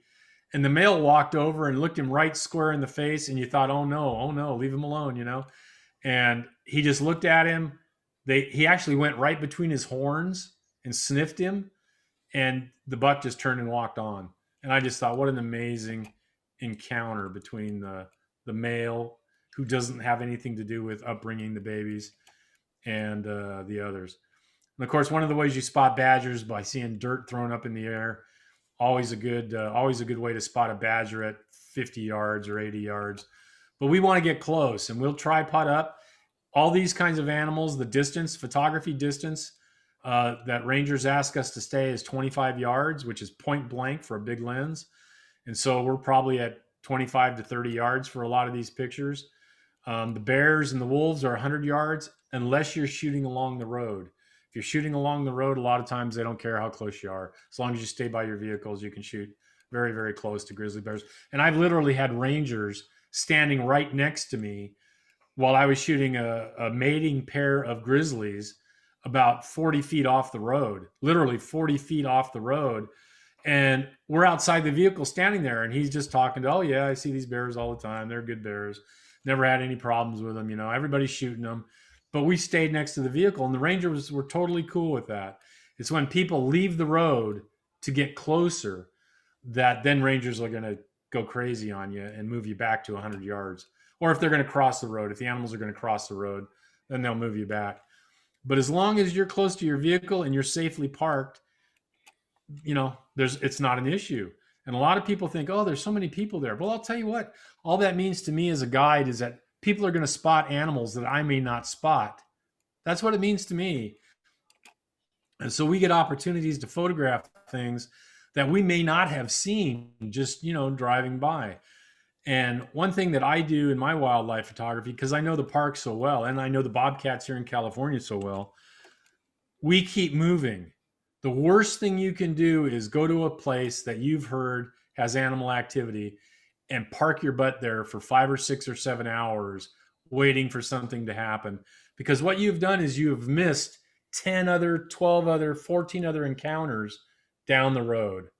And those encounters could have been just as good or better had you not sat in that meadow. So I am not a believer in sitting on meadows and waiting, or hiking into meadows where you might hike a mile and back a mile. And in that same amount of time, you could have driven 30 or 40 miles looking for encounters with different animals. So I'm a firm believer in moving. And if the animals aren't active in one area, you move into another. And you do your best. You do your best to get as many pictures. A typical day in Yellowstone for me is anywhere from 1,500 to 5,000 images. That's a typical shooting day, 1,500 to 5,000 images. Sometimes we'll run across really cool stuff where we'll shoot 4,000 or 5,000 before we leave. But, I'm another firm believer in shooting quantity. I'm not one of these people that shoots 1 frame at a time, 2 frames at a time. That is a ridiculous waste of time on a good encounter. You want to capture as many images as you possibly can, given the limited amount of time you have. And then you just go through them and you look for the little nuances in those pictures where he's looking at you, or there's some kind of connection, or he's snarling, or, he's doing something that makes the other 99 out of 100 pictures deletable. You look for those 2 or 3 or 4 pictures that aren't deletable. And it's that kind of thing that really makes wildlife photography stand out. But people who only want to shoot 10 versus me, who will shoot 100 of a 1-minute encounter or a 2-minute encounter, I get to choose the best of 100. The reality of numbers is that you have to overshoot. You have to overshoot. I shot 800 weddings, and I never shot a wedding that I didn't shoot twice as many pictures or more than I was going to give to the clients, because I wanted to edit out everything that was a borderline image or worse. I wanted them to only have outstanding images. If they were going to get 200 or 100, They got 100 outstanding images. They didn't get 20 good images and 80 average images. And you do that by overshooting, because all it is a little bit of time on the computer nowadays. It doesn't cost you anything, not a thing. And so obviously action, interaction is something that we look for in wildlife photography. I never knew that some species babysit for other species. And here is a bighorn ewe babysitting a bunch of lambs while their mothers cross the road down below me, and they go down for water. And she babysat all those babies until they came back up, and then they went to their respective mothers. I mean, amazing, amazing kinds of stuff. Does anybody have any questions for me? There's nothing in the chat right now, but How many days out are you, Brent? You must weigh a lot. I shoot 130 days a year, and then I'm probably traveling 15 more days, 20 more days. So I'm out 150, 160 days a year. And I shoot about 250,000 pictures a year. But I edit them down to about 10 or 12,000, the very best. I only keep the very best. My stock library is probably 250,000, give or take. And they've all been meticulous, and that's digital. That's not counting all the film stuff I shot in the 80s and 90s, before I went digital. But again, another good example of a cow elk dropping her calf right next to the road for protection from predators. And I rarely keep more than 5 to 7% of what I shoot, because again, I only want to keep the best stuff. Anything that's average, just delete it. Do yourself a favor. Why go back and try to find a particular picture among 500 average pictures? Just get rid of the average ones. You're going to go again. You're going to shoot more. Just keep your best stuff, so that when you're going through your images, every picture I have in my library is publication quality. And I like to tell people, I do a business of photography Zoom class occasionally for clubs. I like to tell them that I don't shoot for the photo album. I shoot for the wall or the magazine. And that's all I shoot for, is the wall or the magazine. And if it's not that good, if the quality can't be that good at 16 by 24 or bigger, I just delete it, get it over with, cut your losses. I'm also a firm believer in not having an emotional connection to pictures that aren't your own kids or your own family. And so when I'm out shooting, no matter how much I'm enjoying the shoot, I have to realize that this is a business, that it just wastes space on my hard drives to keep pictures that are just average, because I enjoy doing it. I want to get pictures that are outstanding. And so I'm a firm believer in firing and maneuvering, shoot 50 or 100 and then move your dang feet, move around, get a better position. Look for better light angle, look for better shadow lines, look for better backgrounds, and then shoot another 100, then move again. And you keep doing that. You cannot stand in one place like a tree trunk in the ground and expect to get really outstanding pictures. Here we're shooting this osprey nest in Yellowstone, and this other osprey came in and attacked it. And so we actually got 3 osprey in one picture. I mean, the guy on the top was flying fast, so I was so surprised that I was lucky to even have gotten one image.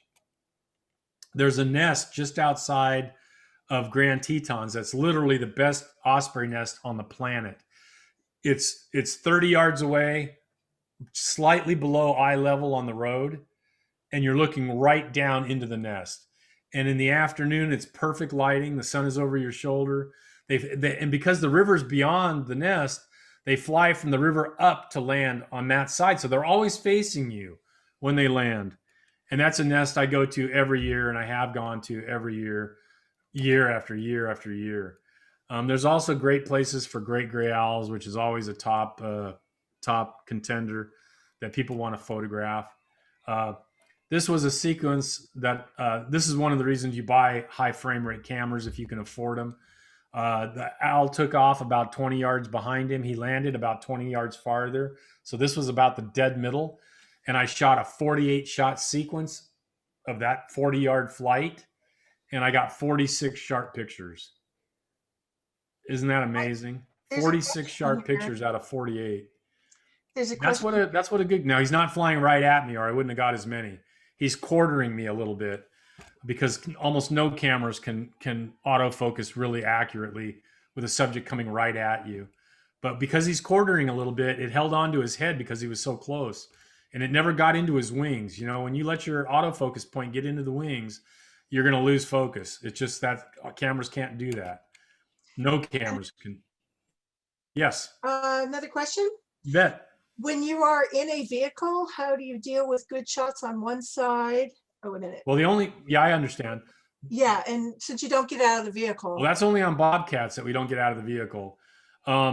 They scrunch over and shoot. I'm not worried about shooting out of my driver's seat ever. And so if it's on the other side, great. I expect the person behind me to slide over, and I expect the person, because I have a F-150 Super Crew Cab, huge back seat, big window in the back, and they can both shoot out the side. And I tell them that when they book it, that, you know, there's going to be people sitting by you in the back seat.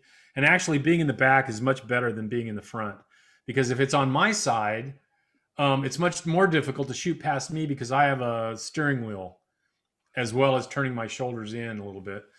And so, but we manage, you know, there's a 50-50 shot of the cats being on either side of the road. One side is no better than the other. And it's just the chances that we all take. The people all are taking the same risk depending on where they sit. About twice during the day, I rotate seats. So we start out at 7 in the morning, about 10:30, 11, everybody rotates, except me, of course. And then about 2 in the afternoon, everybody rotates again. And then we finish the day that way. And everybody gets what they get. You know, you just have to accept the fact that you're going to have to shoot by somebody possibly. Another question. This person said, since I'm not a highly accomplished wildlife photographer, I'm not going to keep only the publication worthy shots. I'm not sure I have very many of them. Are you suggesting that I still delete all but the top 10% of shots? Absolutely. Absolutely.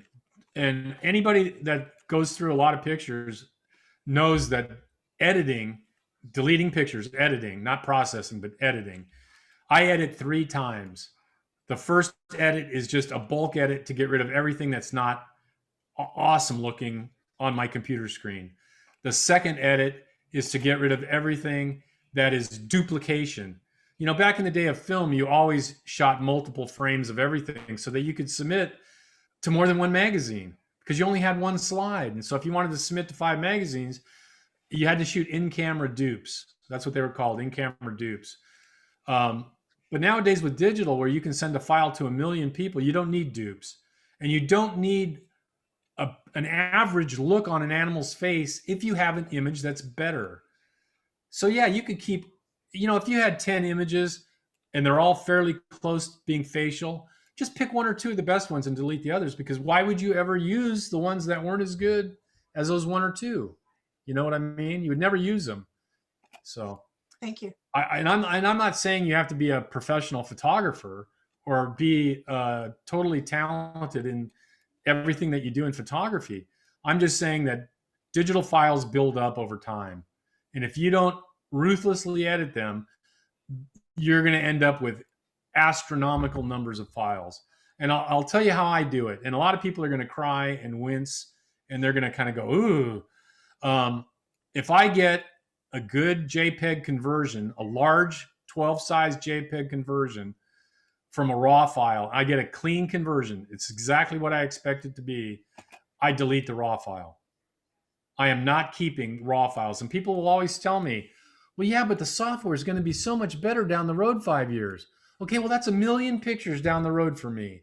You really think that I'm going to go back and find a picture that I could get a 1% better conversion and I'm going to go reprocess that raw file? Not a chance in the world. And I'm not keeping terabytes of raw files. So I delete them. I keep the high quality JPEGs because literally everything I do is JPEGs.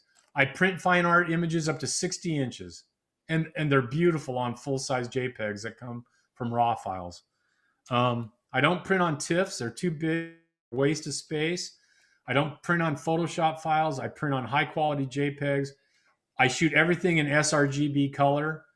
I don't shoot anything in Adobe, even though Adobe is a broader color space and ProPhoto is a broader color space. Why? Because everything on my website, everything in an email, everything in my newsletters, everything I post on Getty Images, they're all RGB files. That's the only color space of the web is RGB files. So if you process a file and it looks really cool in Adobe 1998, and then you go put it on the web, it's going to look flat. The colors are going to look flat. And that's because that's not the color space of the web. And I'm not keeping multiple images of images in different color spaces. That's a waste of my time. And I've already told you that I'm traveling and shooting 150 days a year. Well, 150 more days, I'm sitting here on the computer, working on my website, working on newsletters, sending out stuff, doing shows, editing, processing. And the quicker and faster I can do it, and the more streamlined it is for what I do as a professional, the better I like it, and the quicker I am to do it. And I understand there are people that, they want to keep every single one. Well, I don't. And everybody that and the other thing, I love that 70% of the photographers in this club use Photoshop, because Photoshop is a pixel editor. You can go right down to an individual pixel and change it. Lightroom, you cannot do that. Simple as that. And I'll give you why they even developed the Lightroom, because Photoshop was $600 back in the day. Then they had the real cheap Photoshop Elements, which was $60. And they wanted to have a program in the middle that wasn't professional but was better than the beginning program. So that's why they developed Lightroom.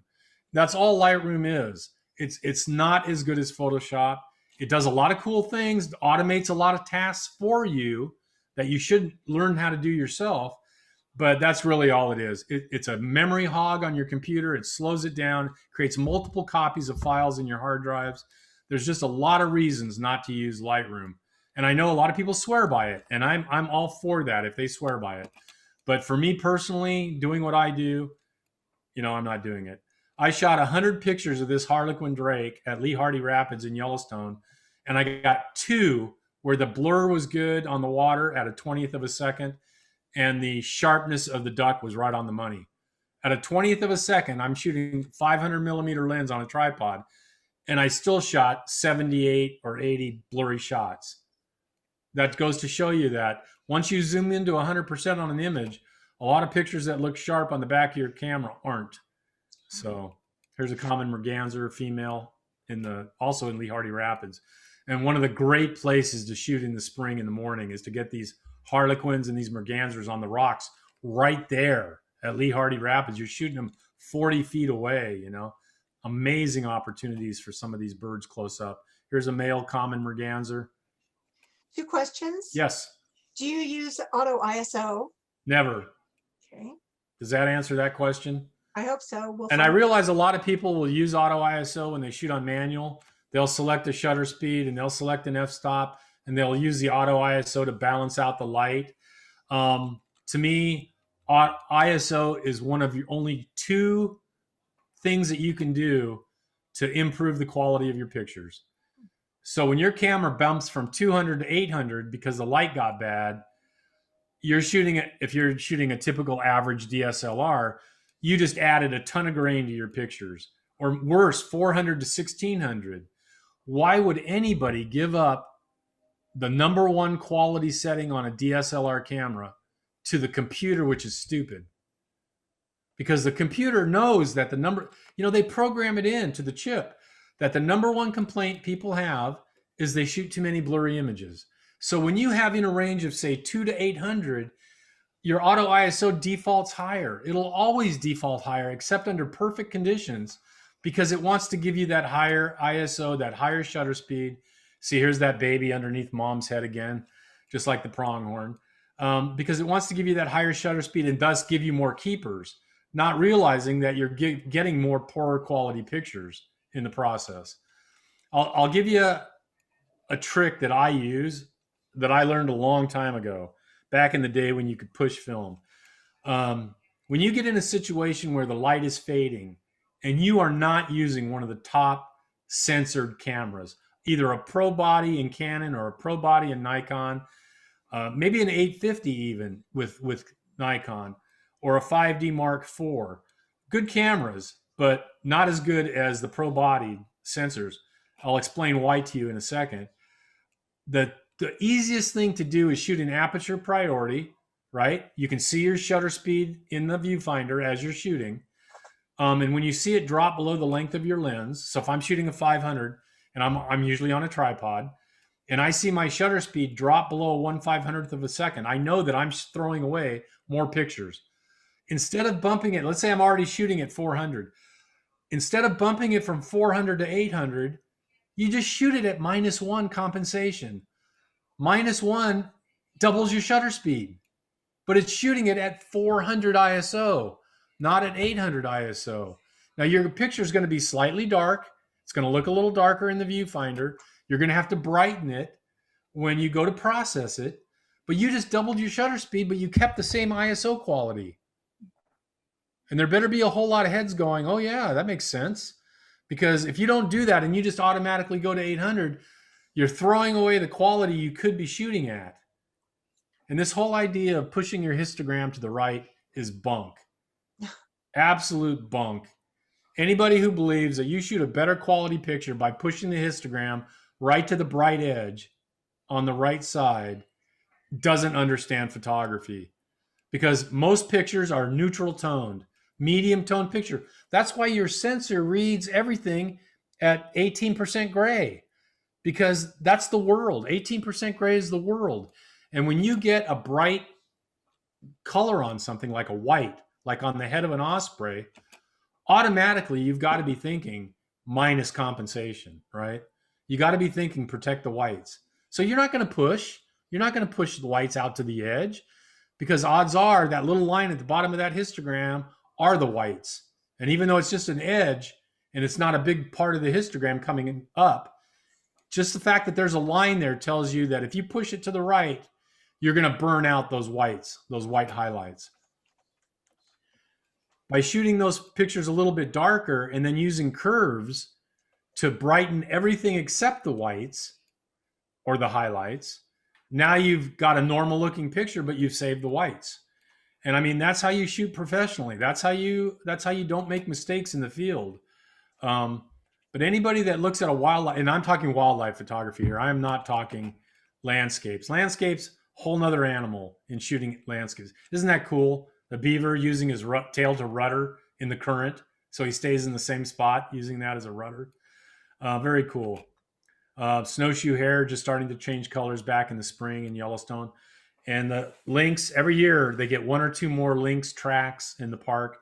And here in probably 10 years, 12 years, they'll have a viable population of lynx back in Yellowstone National Park.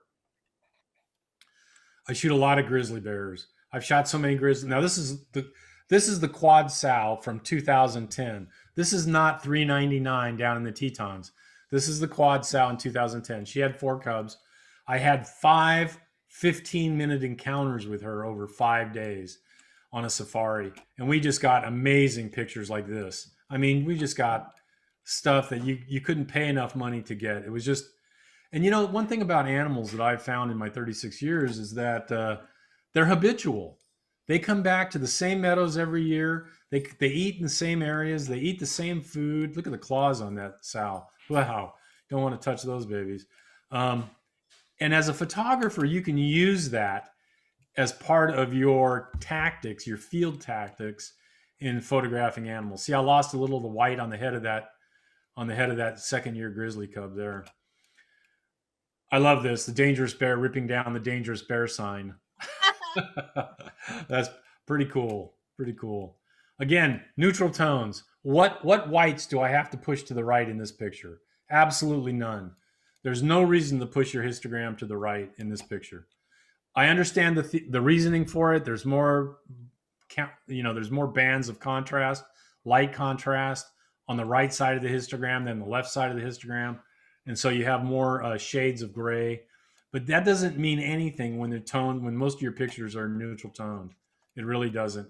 Here, I was willing to burn out the edges to light up the inside so I wouldn't have to brighten the shadows of this mating pair of grizzlies. This is that pair of grizzlies I was telling you that we were shooting from 30 yards away and the ranger's standing right there letting us, Great stuff.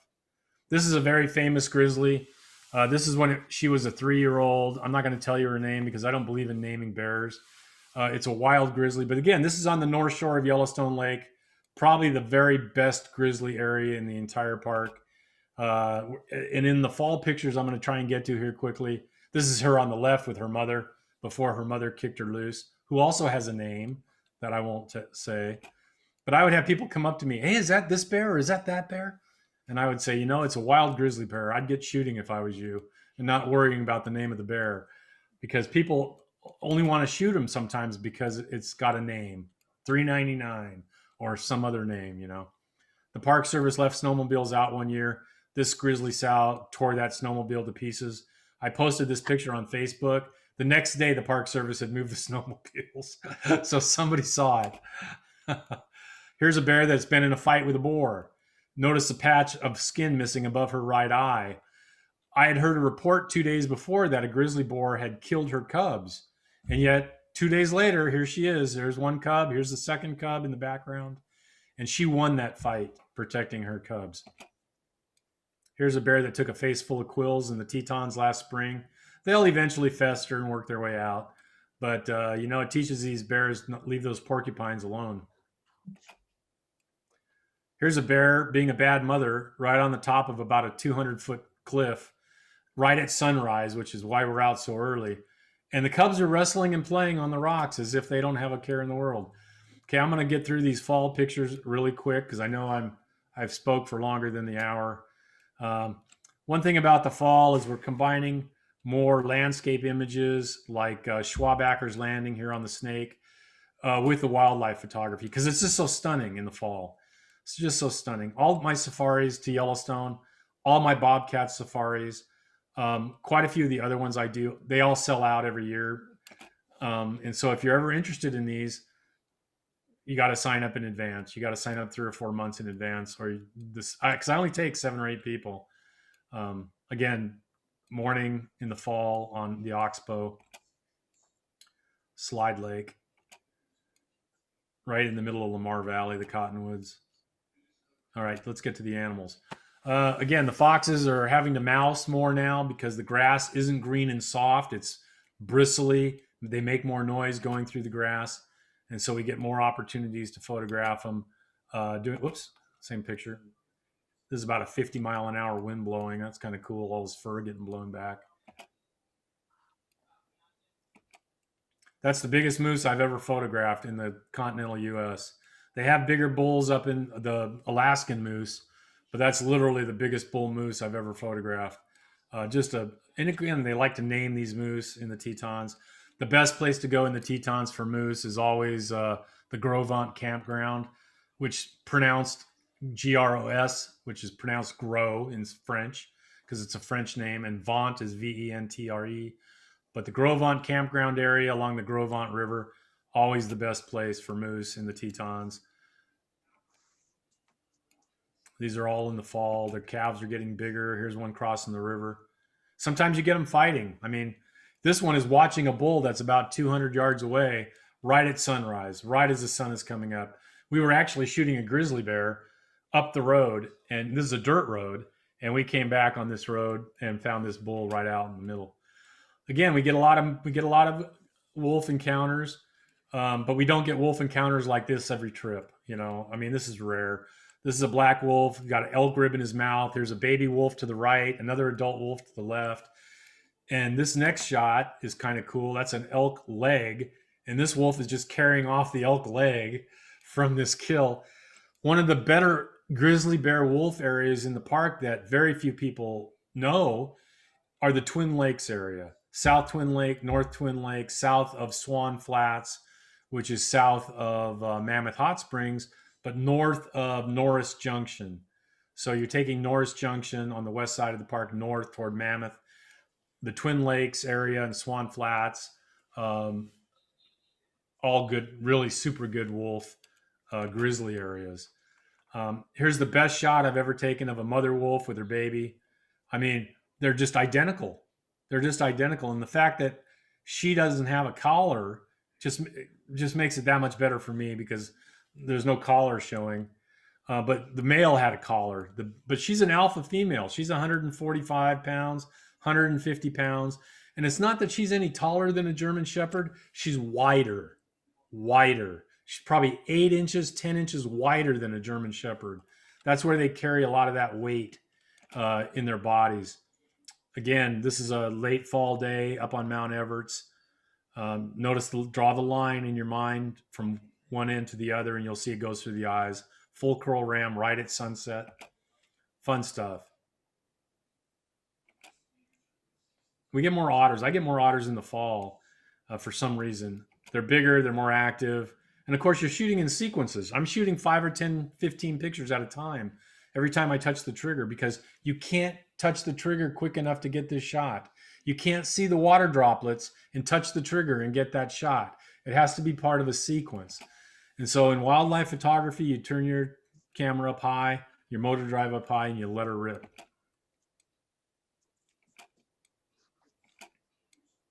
Underwater otter, kind of fun. Of course, there's berries everywhere. Here in the Sierras, you know, I go up to Sequoia in the summer and I do tons of black bear safaris up in Sequoia National Park. And people go up there and they think, oh, there's nothing for these bears to eat. And literally there's nothing they don't eat. Every bush is a berry bush. It's just not a berry bush when you're there. It's berry bush later, 2 months later, 3 months later. These are hawthorn berries in Tetons. And there's really only 30 or 40 acres of them. It's stretched off into 3 or 4 areas. And if you don't know where those areas are, like one is on the Moose Wilson Road, that's where you go in the fall. Here's a cub up a tree eating hawthorn berries. This winter, we actually found one this winter, hawthorn that still had some berries, and there was a ton of cedar waxwings in it, eating the berries and the cedar waxwings. And since I just shot that 2 months ago, I haven't put those pictures into this show yet. But that was a great encounter this a couple of months ago. A lot of big mule deer bucks. But again, you want the biggest mule deer bucks in the West? Everybody claims to have them. Mesa Verde National Park has them. I'll go there and I'll shoot nothing but 5x5s or bigger, all the way up to 8x8s, 8x9s. I mean, just they have monstrous mule deer bucks in Mesa Verde National Park at sunrise at the end of September. I mean, just incredible stuff. And again, there's a lot of eagles and raptors working over the carcasses. So you get opportunities like this, you know. He's full flaps, just kind of floating in the wind, deciding if he wants to come down. Here's a great gray owl. I mean, hitting a vole 20 feet in front of me. And that's not cropped. That image isn't cropped with my 500. That was the natural image. I mean, just amazing stuff. You know, out in the rut, the elk rut is going on, and you got bugling elk everywhere, and they're busy terrorizing cars in Mammoth Hot Springs, punching holes in them. Famous bull number 10. Nice bugling bull. Those are the kind of pictures that get published, that nice rutting bull action. But these are only 6s. The 7s and stuff, I should have pointed them out. Now this is a regular 6. This is called the royal tine right here. It's always the 4th tine. So if you count it back, it's 1, 2, 3, 4. That's how it is on every rack. So you don't have to count these up here. All you have to do is count from the 4th one back to know how big it is at distance. That's how you can tell how big they are at distance. This is called a whale tail. And the more that this last tine, or also called a drag tine, the farther this curls like this, the more valuable that picture is to magazines. And so now here's a 7 or an 8 on this side and a 6 on this side. Here's a 7x7, though he's a little farther away, so you can't. But here's the 4th tine. The big tine is always the 4th tine. So 4, 5, 6, 7. You know, here's a couple of bulls fighting. And again, look at this whale tail on this bull. When you see things like that, you shoot. And I'll tell people on my fall safari, we're not stopping for anything less than a 6. If it's a 6 or bigger, we'll stop and shoot it because there's so many of them. We're not stopping for 5s because what will happen is we spend our time on 5s and they go back and they find out that it's not even a mature bull. A 5's not even a dominant bull. It's not even a harem bull. And so you got to be shooting 6s or bigger. That's the magazine photography in me coming out there, is being able to pick these animals that are just, and again, it's a 7 on this side, 6 on this side, not a big whale tail or anything, but I love the weather. I love the snow coming down in the picture. I love this. I'm telling you what, I was in heaven. This was at the beginning of October 2 years ago. We had about 14 inches of snowfall on the first day of the safari. And instead of shooting all the elk rut on dying grass, we got to shoot it in a blitzing snowstorm. And I mean, we shot the most incredible stuff because we want to shoot different stuff. And that's what the weather does for you. It gets you different stuff. Here's a bear sleeping, the grizzly sow sleeping. You know, why not? It's an awesome picture, a little color behind her to show you it's the fall. Again, on the north shore of Yellowstone Lake, which is always the best areas. Everywhere from Lake Hotel all the way around to Sylvan Lake is just outstanding grizzly country. Here's one trying to force his way through 2 logs. I love this picture, not because it's anything special, but because a couple of my sons are running to the left. I have 4 sons. A couple of them are running to the left to shoot a little video. And the bear is watching him as he stood up to watch him. He's watching the boys run to the left. So I like that. I like that he's watching them run. I thought that was kind of cool. Here's that bigger 3-year-old grizzly I showed you a minute ago, the famous one. This is her as a 1-year-old cub. Still had the same name. She's not 25 feet off the road. Mother's up the hill above her. There's 100 photographers shooting this little cub. And she just stood there and was just as good as she could possibly be, letting us photograph her. Well, I hope you guys enjoyed the show. I did that a lot faster. I didn't tell you very many stories, but I hope you enjoyed the show. I'm going to turn this back over to you. And if anybody has any questions, feel free to ask me about technique, equipment. You know, I get emails every day from the clubs and people I've shoot asking me about different stuff. And I always am happy to answer emails and tell people, you know, I don't own these animals. I don't own the locations. I tell people if they want to know where to go chase bobcats, I'll tell them. They're not going to see any because their eyes aren't ready to see bobcats. But I'll tell you exactly where to go to look for them. So people have questions. I'm always happy to answer them. And I hope you enjoyed the pictures. Absolutely. Thank you so much. I think that I'm going to direct people to ask you questions on your email after, since we really need to move on to the next part of the evening. But this has been pretty incredible. Great. And I'm sure everybody would agree with me. The information that you gave us was superlative. Well, in a short show like this, it comes out fast. And so I have to cover stuff, but I do shows on bobcats here in California. I do shows on birding here in California. So oops, there's a door. But if anybody ever, if you ever want me to do another show or you want me to do a Photoshop show, I teach Photoshop as well. So. Oh, wonderful. Thank you so much. You bet. Well, I hope everybody enjoyed it. I will, if everybody's wants to just email me, I put a link to well, it's not a link, but my website address here on the thing. And your phone number. I see that. Thank you. I hope some of you will sign up for the newsletter. Yes. Thank you for saying that. You bet. It was great. Thank you for joining us. And finish your time. I appreciate it. You guys have a good night. You too. All right, Rachel, back to you. Okay. Thank you, Brent. Thank you, Kathy. All right. So I'm looking at the clock. We're running a little bit late, but it was definitely worth it. So we're going to take a really short break. I'm going to be back at about 8 o'clock, about 4 minutes. Quick stretch your legs, get something to drink, and we'll start the critique in just a few minutes. And also, you're going to do the best of last month, right? I am. When we come back, I'll do best of, and then we'll do that. So quick pee, everybody. Okay. Yeah. All right. See you in just a few.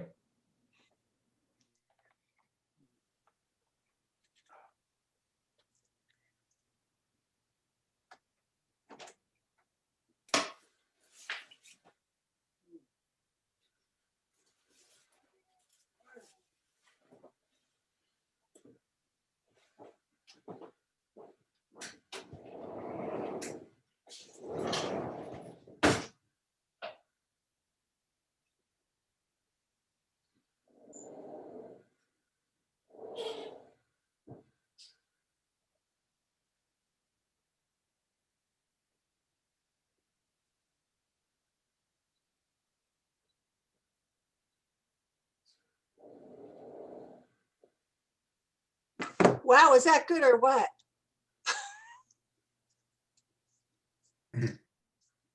Yeah, impressive. No, you're here. Good. Thank you for weighing in. How are your eyes? Almost back to normal. All right. Well, hopefully you can read. What's up with your eyes? Oh, I just had an eye check today and they dilated my pupils. Oh, They gotcha. found out he's really an alien. Oh, sorry. So you said, hopefully I can read. I don't need to read anything. Well, that's true. I'm the one who reads it. I think Brent knows his stuff. Boy, I'll tell you, that makes me want to go take one of his safaris for sure. Yeah, yeah. I mean, he really knows. He knows his area. Oh, well, and he knows what his area is. He's not one of these people who tries to do more than he wants to specialize in.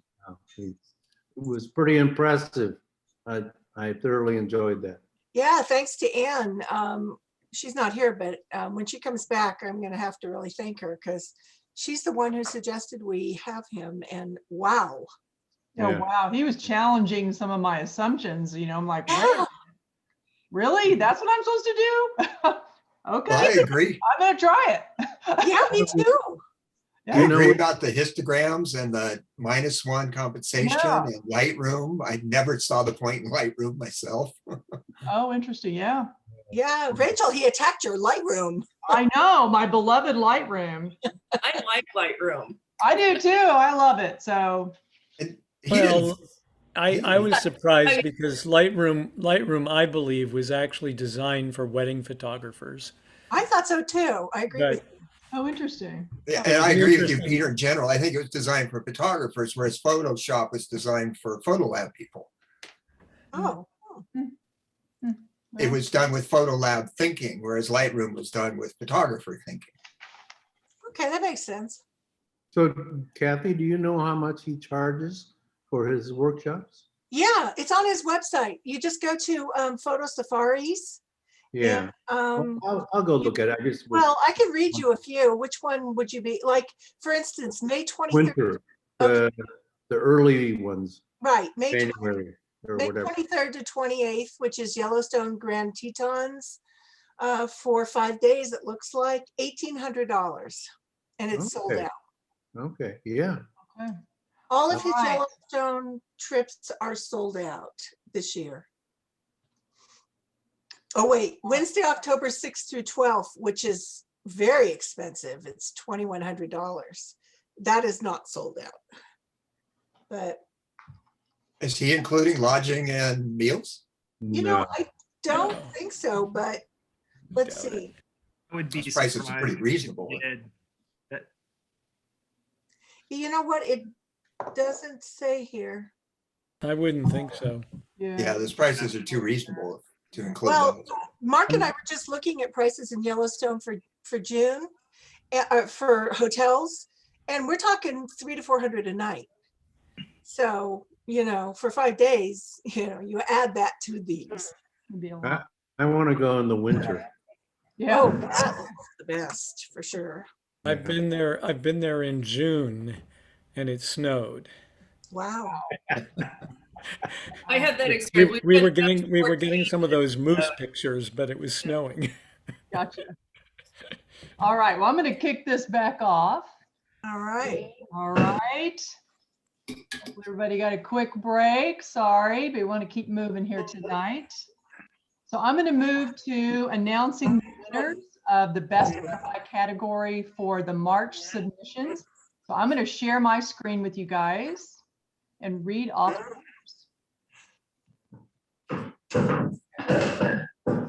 All right, can you guys see the club's homepage? Yes. Working? Okay.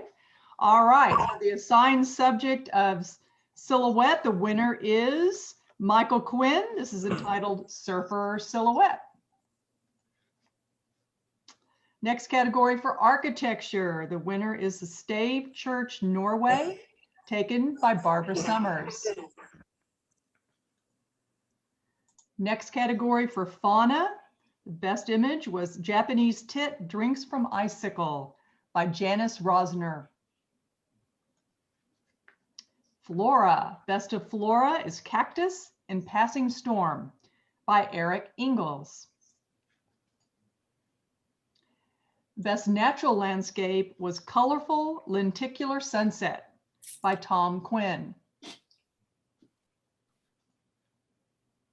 Best night photography, Point Arena Lighthouse at Moonset by Eric Ingalls. Best people, Himalayan Therapist by Brian Dunbar. Best photojournalism, Pole Repair Line, A goes in slot B by Ray Lurch. Best travel, Mealtime for Monks in Myanmar by Ed Sylvester. Best creative fantasy, Anything Goes, is entitled Winter Moth by Ellen Davis. Best manipulated but realistic is entitled Cornucopia by Barbara Summers. Best black and white, entitled Aspen Dream by Tom Quinn. And last category, best color, other. This is entitled The Pre-Game Huddle by Ingrid Lockhart. So congratulations to all the best of for the month of March. Several familiar names in there. So congratulations to everybody. And with that, I'm going to turn it back to Kathy to start the critique. Okie dokie. Let's see. I am going to set up the slideshow and I'm going to share my screen if I can get to it. What happened? All right, here we go. Share screen. And here we are. I think this is correct. All right, everybody see the assigned subject? Yes, I see some nodding heads. All right, tonight we have Douglas Hooper and Kirk Keeler. Thank you, gentlemen, so much for being our critiquers. And we're going to start with assigned subject, In Your Backyard. The first one is, why is that not moving? Okay, there we go. Fall Across the Lake. I think this is a beautiful and successful image. I like the cropping. I like the colors. I also like the vertical lines mixed in with the horizontal lines of the water. I'm not entirely sure where the vertical lines came from, but I love them. And then I love the reality of the birds against all the abstract qualities of the rest of the photo. So very successful photo here. Good job. And the photographer is Ingrid Lockhart. This is Big Tree and Backyard. Right away, I noticed the photographer framed the green bush under the snag's branch. There's a pleasing shape repetition with the top of the bush and the branch. Clearly, the photographer thought to have space between the main branch and the top center and edge of the frame. Nice job not putting any subjects in the middle, while the tree is just off center, which works for me in this composition.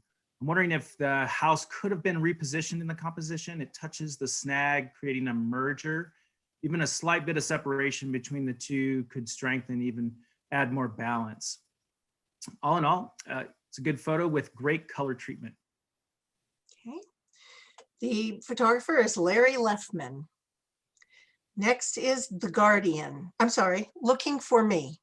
Looking for Me. Well, this is a very fun picture, and I don't know wild turkeys well enough to know how common that unicorn. Can I just stop you for a second? I'm sorry. The last photographer was Jeff Alstatter. Okay, now we have Looking for Me. Okay. Yes, this is a very fun photo. I don't know wild turkeys well enough to know this little thing on its head. It's unicorn horn or rhinoceros horn, but it adds even more humor to the picture. I like the way the turkey is in the bushes, as if he or she just popped up out of the bushes to take a look. The depth of field was very well done, with the background being simple and bringing the subject, more importantly, to the front. And sunshine created a catch light in the eye. And sunshine can be hard to work with, but you succeeded in this photo. Nice job. And this photographer is Larry Leffman. This is called The Guardian. This, Go wait a minute, back that can't be right. Go back one. Yeah. Yeah, wait a minute. Here we You go. look down, 2 pictures went by. There it is. Thank you. All right, now we have The Guardian. We'll get past all this technical stuff.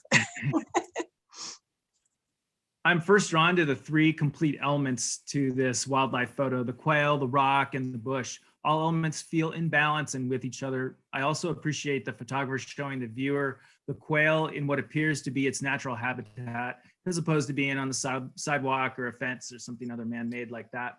I like that the brightest elements are far from any edge, and it feels like the light on the right edge of the rock acts like an arrow pointing toward the bird.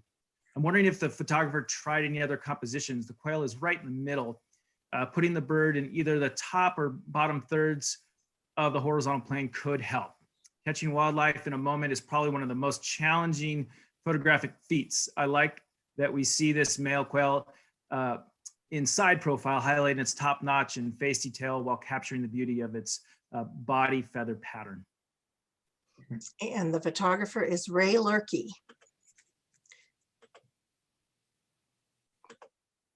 All right, now pests or pets? This is a fun eye-grabbing picture. I had to look twice at first, and I never realized they're metal sculptures. And I like it. I like the vignetting. This is a heavily treated photo, but that's fine for this category. I like the color shift and the texture and the vignetting, and the subject is just really grabs you and makes you look at it. And the composition is nice too. The ants are not too far apart. They seem to have a relationship and have a little interaction. Nice job. The photographer is Dave McClellan. And this is Bubbles in the Backyard. I really like this photo. It's fun and playful. It's a fun and playful moment. I love the energetic moment and feeling of air moving from the child's lips through the tube of bubble all the way to the bubble's end. I feel the end of the bubble literally being expanded. I even love the drip on the bottom of the bubble maker. Technically, the child's face is in good focus, the eye and the lips being the sharpest. My eyes locked there first, which I feel is perhaps the most important part of this composition. Color is wonderful. The green, yellow complements the red, violet very well, I think. I'm checking the luminance values. The brightest part of the photo is on the top part of the bubble tube, leading the eye from the bubble tool to the bright patch at the top end of the bubble. The only real modification I might recommend is cropping some of the right side away to help fill the frame a little bit more with the most important pieces, leaving some breathing room for the end of the bubble. All in all, a well-executed moment. All right, that was George Pelpel. This is called Immersion. And I like the title, and this is the feeling I get from this picture, is this bee is just planting her head in this flower to go for it. I love the feeling along. This is such a great nature shot. You got everything focused so well. The background's dark and out of focus. The depth of field is great. And it also has the playful energy of the bee really tackling this flower. I like your cropping. The green in the background is beautiful too. It adds another dimension to the picture. Very nice photo. And the photographer is Kathy Triolo. This is Early Garden Planting.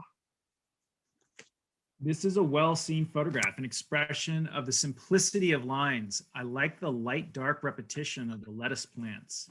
There clearly was attention paid to ensure the plants on the end stayed within the frame without being cut off. I'm assuming this was cropped, which shows how post-editing can absolutely make a photo better compositionally.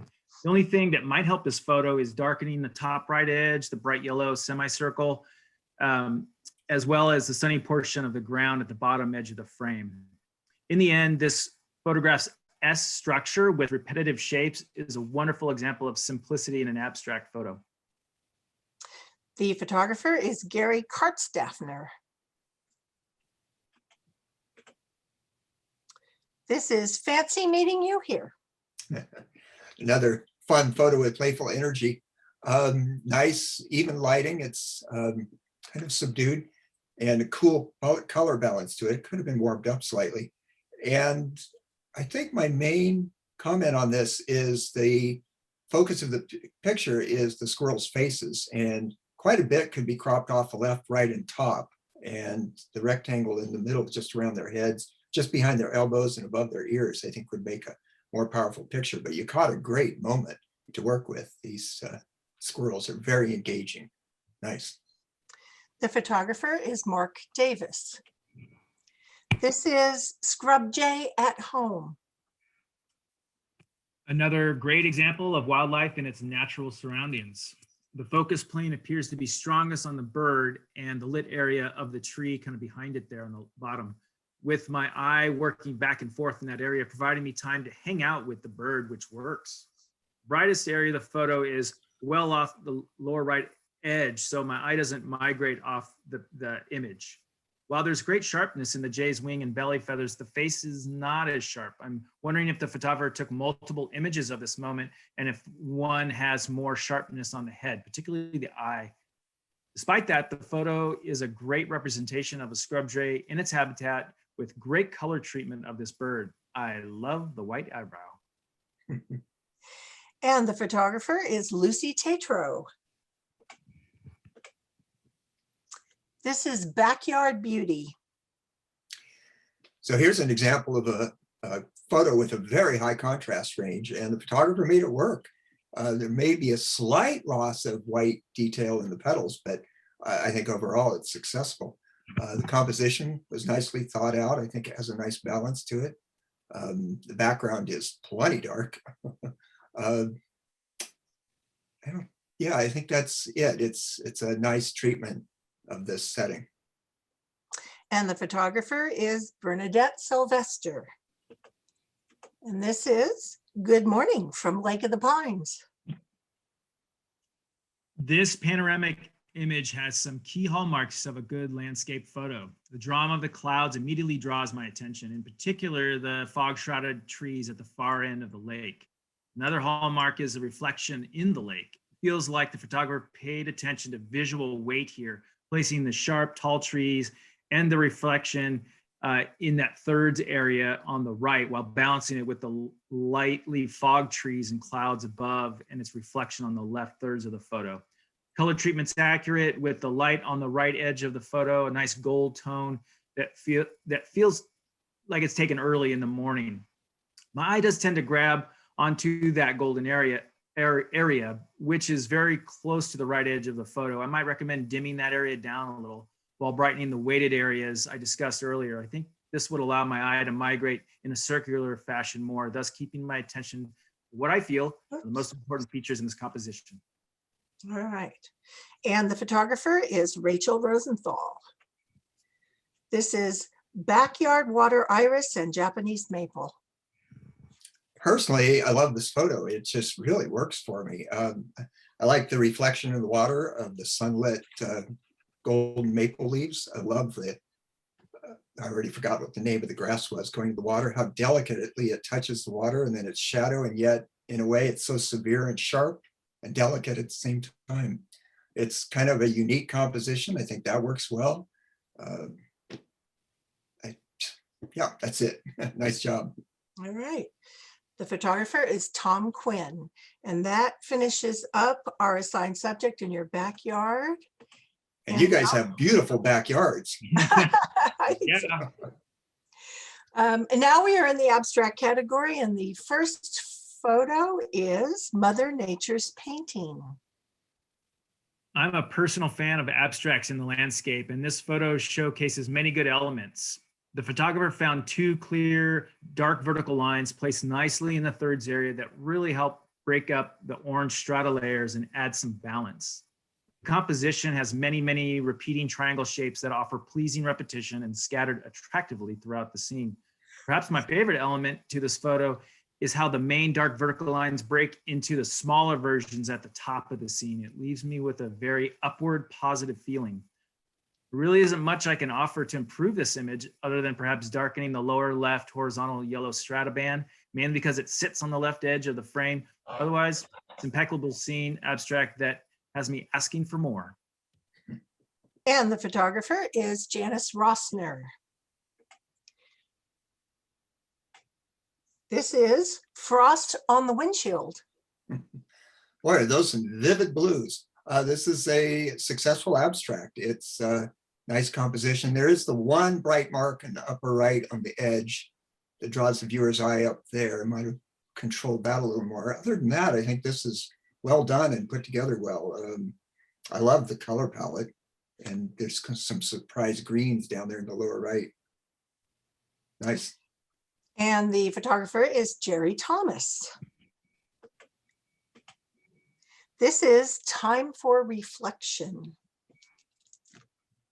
Water surfaces are always great places to find abstracts. I find them a lot in my work. The photographer here has captured a wonderful melange of repetitive shapes and complementary colors for the eye to grab onto. I like the placement of the orange color, arranging it in the upper left thirds of the composition. I think the focus and aperture work well with this, keeping my eyes in the middle portion of the frame, while the softer focus on the edges doesn't distract my eyes. I seem to really latch onto those blue bubbles in the top left amongst the orange, and like the repeating bubble patterns around the outer portion of the frame. There is a horizontal, and if you guys see it, there's a horizontal light blue line there. I'm wondering what that is, if it's an artifact from exporting. It is a little distracting to me. I would actually wonder if that's in the raw file. So you might want to go back and see if it's there, or maybe it happened in export or something. But other than that, the abstract holds up well to the many I've seen taken on the Merced River in Yosemite, with the unique bonus of the bubbles. The photographer is Ingrid Lockhart. And that ends abstract. We now are into the architecture category, and we have one for architecture, and this is called Dingle Bay Lighthouse. This photo made me smile. It's like this house has personality and it's hiding behind its wall. I love the color, the paint job on the house. And then you chose the cloudy sky lighting, which was perfect for this subject. And then the shape of the wall is very curious. And I think you composed it really well to accentuate that. I even like the little details, the way the left edge of the door lines up with the line in the wall, almost perfectly. And then the green grass is a really nice accent below. Nothing I would change about this. I might put a slight bit more room by the right edge of the wall, but overall, I think this picture came together very nicely. And the photographer is Bill Wages. And that ends architecture. And now we have the fauna category. Our first photo in fauna is Resident of North Table Mountain. I've lived in California my entire life, and I've only seen one of these critters once. So I'm thinking that I'm hoping the photographer, if this was your first time seeing it, that you were as excited when I saw this photo. It just brought back all those memories. I really like the aperture and sharpness given to the lizard. It really appears to me that that just the lizard is sharp, leaving its surroundings softer, which works, I think, here. I find myself transfixed to the lizard's back with all those repeating patterns. The photographer has placed the yellow and white flowers pleasingly random in the composition, which allows my eyes to move around the scene. I would darken the flowers in the bottom corners of the photo or maybe try cropping the vertical edges to take them out. There's also a flower stem on the lower left edge there that's sharp and bright. Maybe try darkening and desaturating that so that would kind of not be such an eye catcher. Otherwise, well-executed wildlife photo that brings excitement to me. All right. Chris Carpenter is the photographer. This is Busy Weaver Bird. This is a very engaging photo. The photographer caught the bird's face, the catch light, the bird working, and what the bird has built. And then the yellow feathers go with the yellow flowers. It's quite a photo, actually. And the cropping was well thought out. Although I would comment the bottom has these yellow-green flares. I might have cropped up just a little higher to eliminate those. So I'm impressed with this photo. It's got a story to it and everything. Nicely done. The photographer is Janice Rossner. And this is adult bald eagle takes flight, Lower Klamath, NWR. This has all the elements of a classic wildlife photo, in my opinion. I love the action of the eagle in flight and how the photographer filled the frame with the bird. I get a strong feeling of searching or longing from this, and I personally like when a photo pulls strong on my feelings. The top and left edge has nice spacing for the bird's wing and tail feathers. The aperture chosen has sharpness throughout the entire eagle, including the important face and eye. Perhaps the only area of improvement I could add to this is add some brightening and clarity to the eagle's face and eyes while leaving the eyebrow the same luminance. Any way to bring more attention to the face can only add to this photo, in my opinion. Nice photo, nice capture. And the photographer is George Pelpel. This is What Are You Looking At? Yeah, good title. Yeah, you caught a moment here a lot of us would love to find with a praying mantis. It looks like halfway through eating a bee. The depth of field in these photos gets really tricky. As you can see, you did lose the praying mantis eyes, which are probably the key component of this picture. And then the balance of the picture, the interest is very much over to the left. I think you could crop a little more off the right and balance the picture a little more by doing that. And then the yellow flowers are a lot of fun. You caught a really surprising moment in nature. Good job for that. Probably Brent would be proud of this one. This is Patricia Leviton. And this is Love at First Blush. I really enjoy when a wildlife photo fills me with anthropomorphic feelings. Maybe it's because I'm getting married in less than 2 weeks, but I really like these two birds that have a strong bond. They appear to have a strong bond. They are about to do a dance together, or maybe they're about to fight each other. I hope not, because I have a smile on my face and thank the photographer for instilling those feelings in me. Birds are well placed in the photo in about the vertical thirds range. Both birds' faces and eyes are sharp, and the eye goes right to the right bird's colorful patch below the face and beak, excuse me. I love those. What are they, whisker feathers? That's just cool. I don't know how they're blowing in the wind like that, but wow. I'm learning something with this photo. I mean, the only thing that might help is darkening the ground behind the birds. The white patches in particular catch my eye. So maybe experimenting with that might lift the birds off the photo even more. But great photo. And thanks for reminding me that I'm getting married in 2 weeks. Congratulations. That was Kathy Triello. Happy to remind you. Now we are in the flora category. And this is called Sunset and Poppies. This photo is well done. I like the square, close to square composition. The sunlight and the photographer is showing us the flowers and the plants in the foreground, and everything else is supporting that. And it's just so well done. And then to get the setting sun or sunrise, probably setting sun, and the rays coming out, it's just an extra bonus to this picture. I like all the placement of all the pieces in this picture. I think it came together very well. I don't have any constructive criticism for this. I think this is just right. The photographer is John Sievert. This is Lavender and Bee. I'm really drawn to the color in this image. I like how the green, purple, and bee's orange body all seem to complement each other well. The aperture and sharpness of this photo are excellent. Tack sharp bee and flower. The flower hairs are nice to get lost into. I can only imagine how hard it is to get the subject sharp in the amount of time allowed before the bee flies away. The placement of the out of focus flower does slightly detract my attention from the bee, but I think it's better than the petals being sharp, actually. I might recommend darkening the lit parts of the petals and even desaturating it a touch to help bring the eye more onto the bee and flower. This is a nice, technically proficient photo that allows my eye to wander around the bee and the flower because they are so sharp. And the photographer is Lucy Tatro. That was the end of flora. Now we are into natural landscape. And the first photo is Table Mountain Oak. This gives a feeling of openness and elbow room. It's just wonderful. The cloudy lighting is nice. The cloudy sky behind is nice. This is a very classic rule of thirds composition used well. This is photo successful because of it. What other comments? I don't really have any constructive criticisms for this one. I think this one's nicely done. It has a nice feeling to it.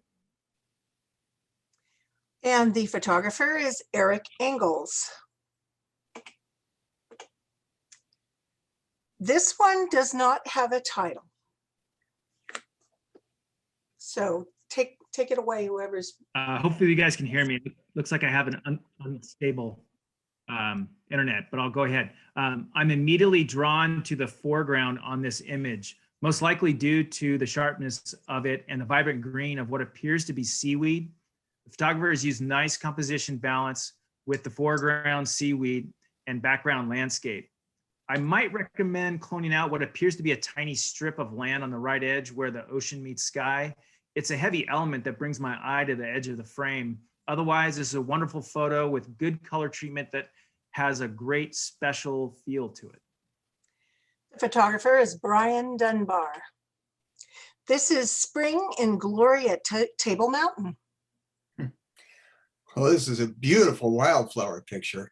The splashes of colors all over what make this photo, and then even the contrast of the rocks in the foreground. The cropping looks well thought out, well done. Sky looks darkened a little nicely. We've got those pesky camera club people photobombing in the background. And I, again, don't have any constructive criticisms for this. The sunlight works well in this picture. It's nice. It's a pretty picture. And the photographer is Jim Bear. This is Yuba River Poppies, Lupin Sunset. This is another foreground with this is another photo with a strong foreground. What draws me is the leading line of the river moving from moving from my eye all the way to the clouds. The photographer has some technical chops, ensuring sharpness from foreground to background, having an understanding of their lens's aperture capabilities. There's really not much to improve on this image. Perhaps darken the middle right edge of the hill that doesn't have flowers, maybe to match the luminance of the bottom left edge of above the corner. All in all, beautiful landscape image that's well executed that speaks much to our local area. The photographer is Henry Goodman. This is Table Mountain Beauty. So combines the last two photos I just looked at, a lone oak and wildflowers. What makes this picture is the splash of colors of the yellow-orange wildflowers. I wasn't there. Those poppies this year, they're beautiful. The photographer chose a clear sky and sunlit scene and used it well. The composition has a nice balance to it. The depth of field is good. I can see snowy mountains off through the oak tree branches way off in the distance, and the nice fresh green grass in the foreground. It all ended up being a pretty straightforward subject, but handled well and coming together to make a nice photo. The photographer is Larry Leffman.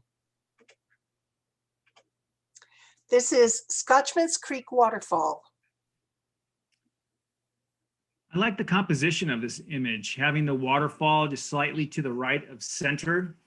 I like the interplay with the trees on the left bank with the waterfall. It's also nice and sharp throughout, which I'm a fan of with this. One suggestion might be to darken that small white tree to the right of the fall. Doing that might decrease the competition that the luminance has with the fall. I'm a fan of slow shutter water photos, and this image gives me a great sense of water movement with the choice of shutter speed. And the photographer is John Sievert. This is Ravine Falls Table Mountain. So I like the way you composed this picture and framed it. I think this was a good treatment for that. I like the tree branch being the sky instead of sky. I think you may have shot this with relatively automatic settings, and from that you got a slight overexposure, so the whites in the water have been lost. And then the white balance also has gone a little cool because it was probably a shady area. So if the color balance you can still fix, the blown out whites in the future, you might want to underexpose a picture like this. You'll have more to work with. So those are the comments. I do like your cropping on this. That was a fun treatment for this photo. The photographer is Dave Connell. This is Table Mountain 2019. This photo gives me a feeling of what an oil painter might do on a canvas. It feels exciting and bright. I like the use of cattle in the photo, and it feels like this is their home, especially with the one relaxing just left of center. Nice use of the creek as a leading line, linking the foreground flowers to the background flowers. There doesn't seem to be detail in those white flowers in the center, kind of lower center there. They're the brightest part of the image and draws my attention. Wondering if the photographer can go back and see if there's detail in the raw image. Bringing detail back would be a small but good improvement to this wonderfully colorful image that brings both happiness and calm when I view it. The photographer is Daniel Chaplin. This is Monkey Flowers on Table Mountain. So this one, just as a side comment, this probably would have gone better in flora than landscape, but I will look at the picture as it is. I like the way you put the featured flower in the upper right third, rule of thirds both ways. So that's good. That was an organized thought, and the other flowers are supporting it. I like the delicate violets and purples in the background, and then the bright yellows in the foreground. So I think your thinking on the cropping and composition was good. Nice. The photographer is Dave Connell. This is Brothers in the Range of Light. I'm not sure if this was intentional by the photographer, but when I view this image, I feel like I'm back in my when I'm a kid with film, viewing a Kodachrome slide from its color treatment. I like the contrast play of foreground, background mountains. It was a good choice to make this a panorama, I think. Great sharpness throughout. Only thing that's a bit of an eye grabber is the merger of the foreground and background mountain just left and up of center. Perhaps shrinking the tripod a skosh would have hidden the background peak, eliminating the merger. Otherwise, this is a classic feeling Sierra photo that puts me back to those early days of film, shooting and excitedly waiting for those slides to get back from the camera store. All right, and the photographer is Chris Schiller, which ends landscape, and now we are doing night photography. And this first one has no title. This is a pretty amusing picture. I looked at it and looked again. You kind of expect to see a wolf howling at the moon, but instead there's a goose howling at the moon, which is a really fun twist. The depth of field is pretty amazing. It's hard to get the moon as sharp as it is, and then get the goose and cliff sharp as well. The time of day is beautiful with the pinks down in the lower right corner and the blues above. And the composition is nicely balanced, nicely cropped. So nice, fun photo. It's got a unique twist. And the photographer is Brian Dunbar. This is north of the Arctic Circle. Having been to Norway to shoot Aurora, I know how hard it is to capture a good photo of this. Way to go, just capturing this one. I love the triangle this aurora has created and how you kind of put it into the frame. It goes with the triangle of the house. There's a mimicry there. The shutter speed choice was excellent, retaining all the color of the aurora with no overexposure. Even the red purple, which is I found tough to get with aurora. One thing I might recommend playing with is putting this in Lightroom using the transform feature, and maybe fix the tilted appearance of the house on the left and the trees on the right from the parallax distortion of the lens. Otherwise, this is. Oh, I think you ended it. You cut out there. Oh, I'm finished. Okay. Photographer is Fred Finney. This is Escalante. This is fun. I got a kick out of this photo because normally what we've been doing is going to a location like this and making the stars the center of attention and lighting up the foreground a little bit to be a supporting element in the photograph. And this photographer flipped it around, did it the other way, and I think it worked fantastically.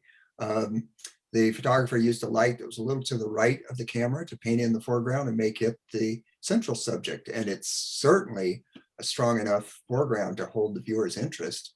And then the clouds in the sky with the stars and then the Milky Way in the distance. It's just, wow, you really put together a nice photo here. And the cropping and composition has a nice balance. The cropping is just right. And the vignetting works. Nice, like it. The photographer is Michael Quinn. This is Orion over 13 moons. The first thing I like about this image that captures my attention is just those hieroglyphics on the right. It really just is a strong piece to this image, and there's a balance going on with the foreground rock, the middle ground being dark, and then the stars in the background. It all, I think, kind of works well and balanced.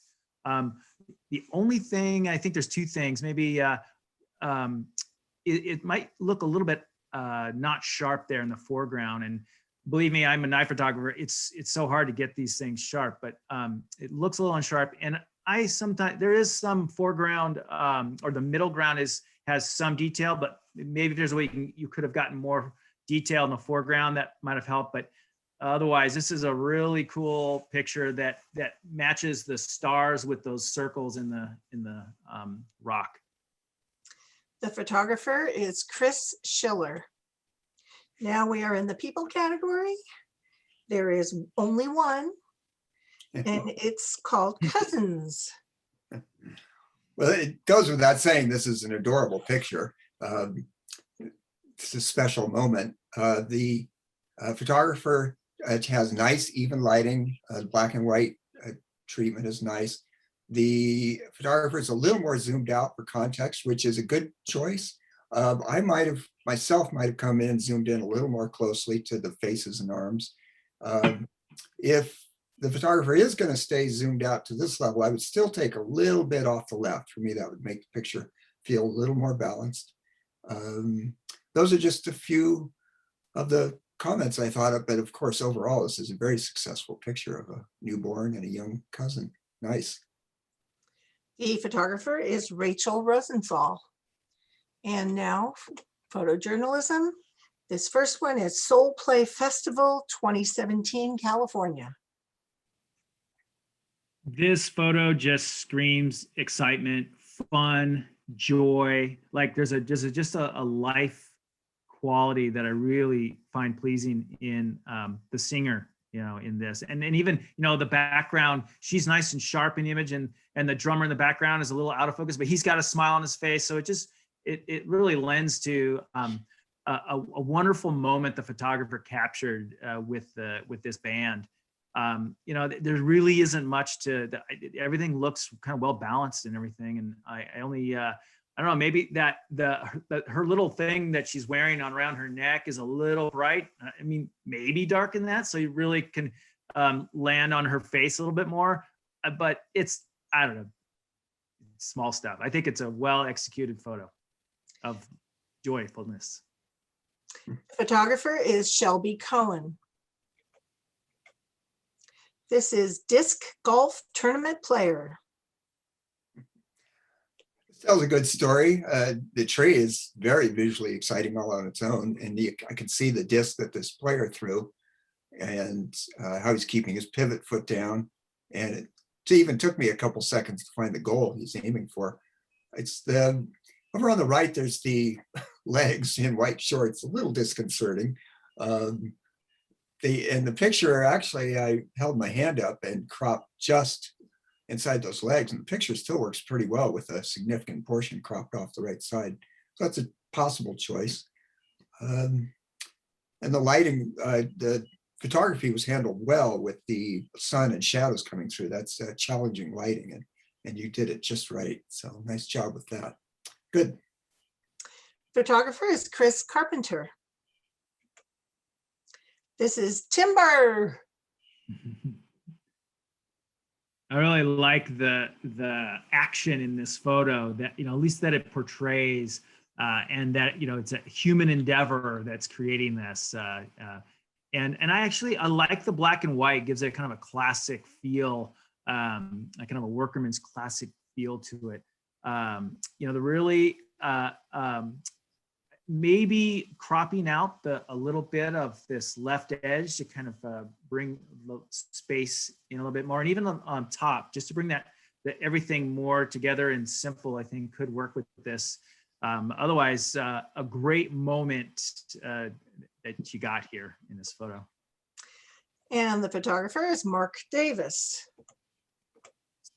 This is Emodinari Chalk Festival, Santa Barbara. I enjoyed with this one when it first popped on my screen.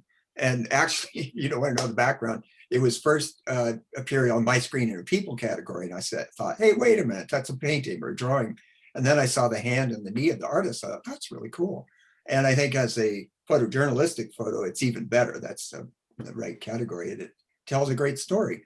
I love colors, and this is full of colors. The cropping was thought out well. Composition, actually, so I'm just now looking at it. I might have brought the right border in just slightly to get rid of the extra bright blue mark at the bottom right corner. That's a little bit of an eye draw.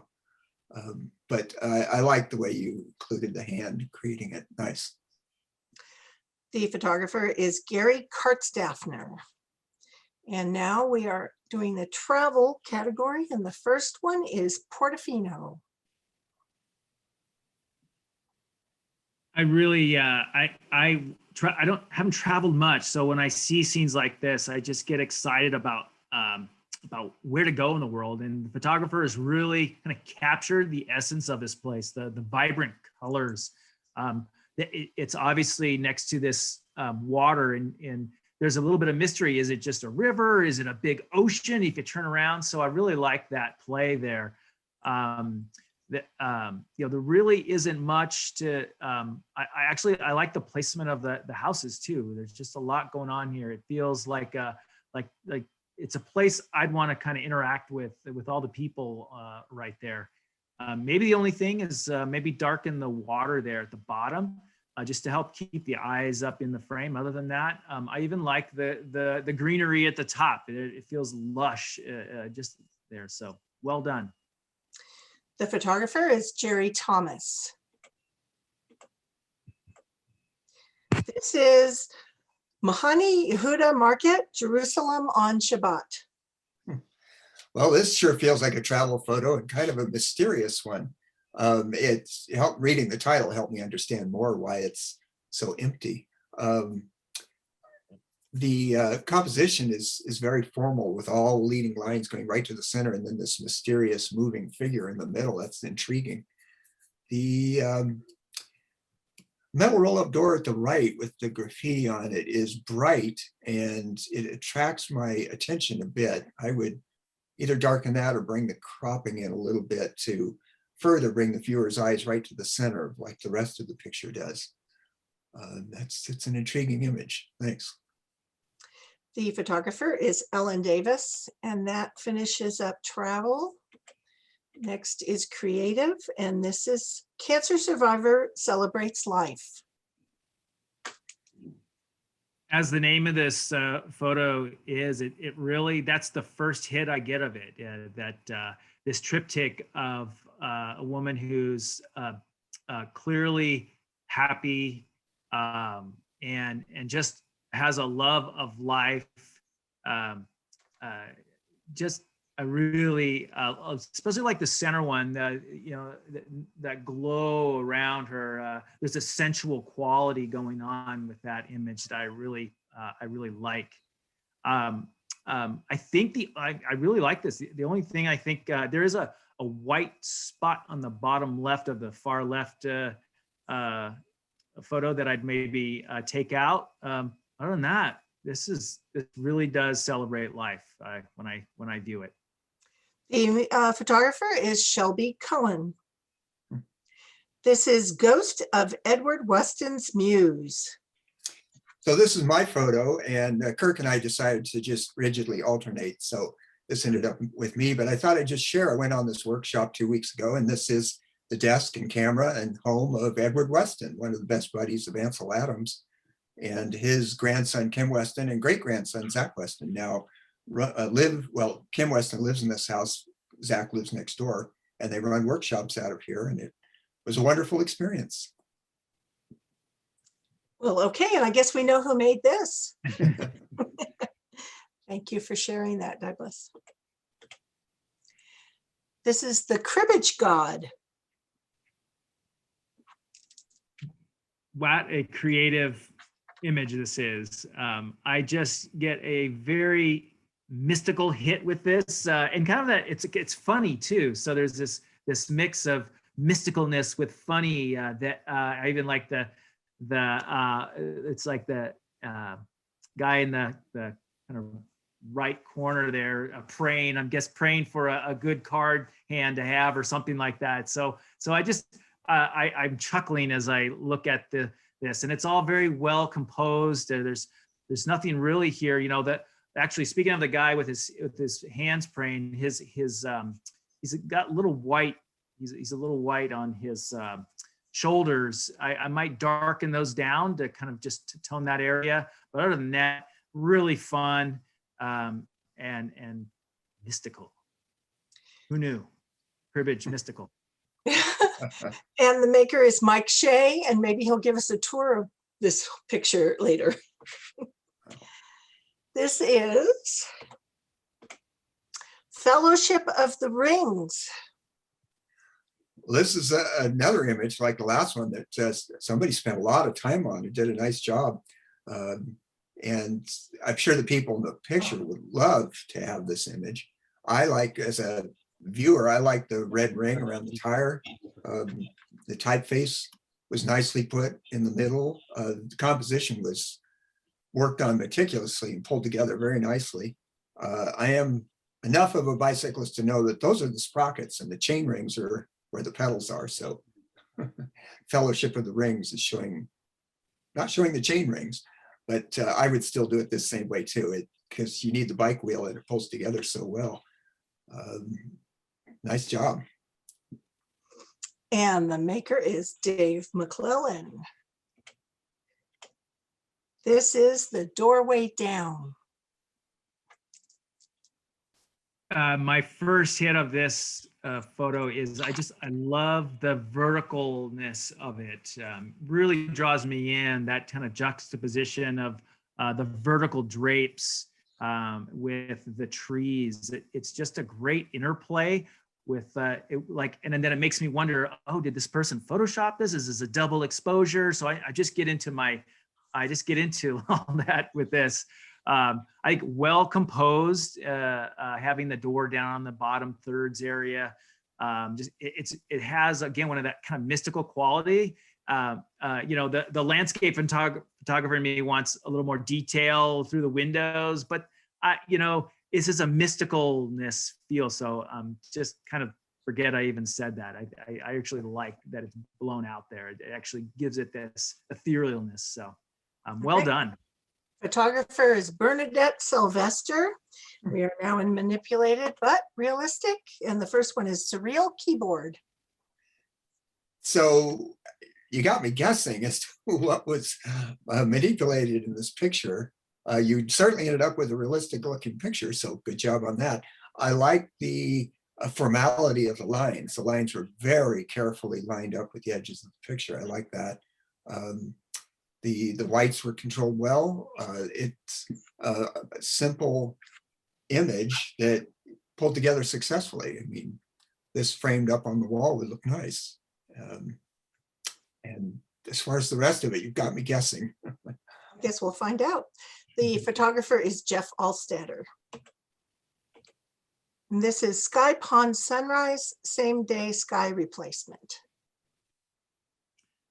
Well, it could have fooled me. I mean, it just looks like a landscape image to me, like that you got this great moment in the landscape of the light hitting those the far peaks, and I think it's all really well composed in general. That lit peak is in that thirds area, and it kind of balances well with the kind of dark peaks there on the right. So really well done.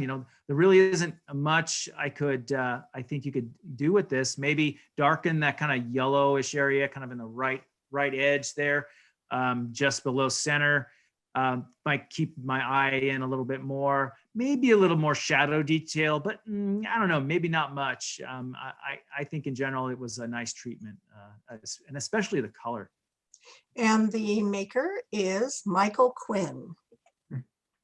This is River, Sunlight, and Winter Trees.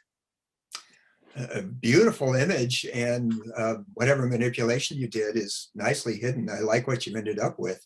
The light, I guess, was helping emphasize these dead trees, but to emphasize the dead trees over the live ones in this picture works really well. And then the river down below supports with more gentle greens and softness and shadows.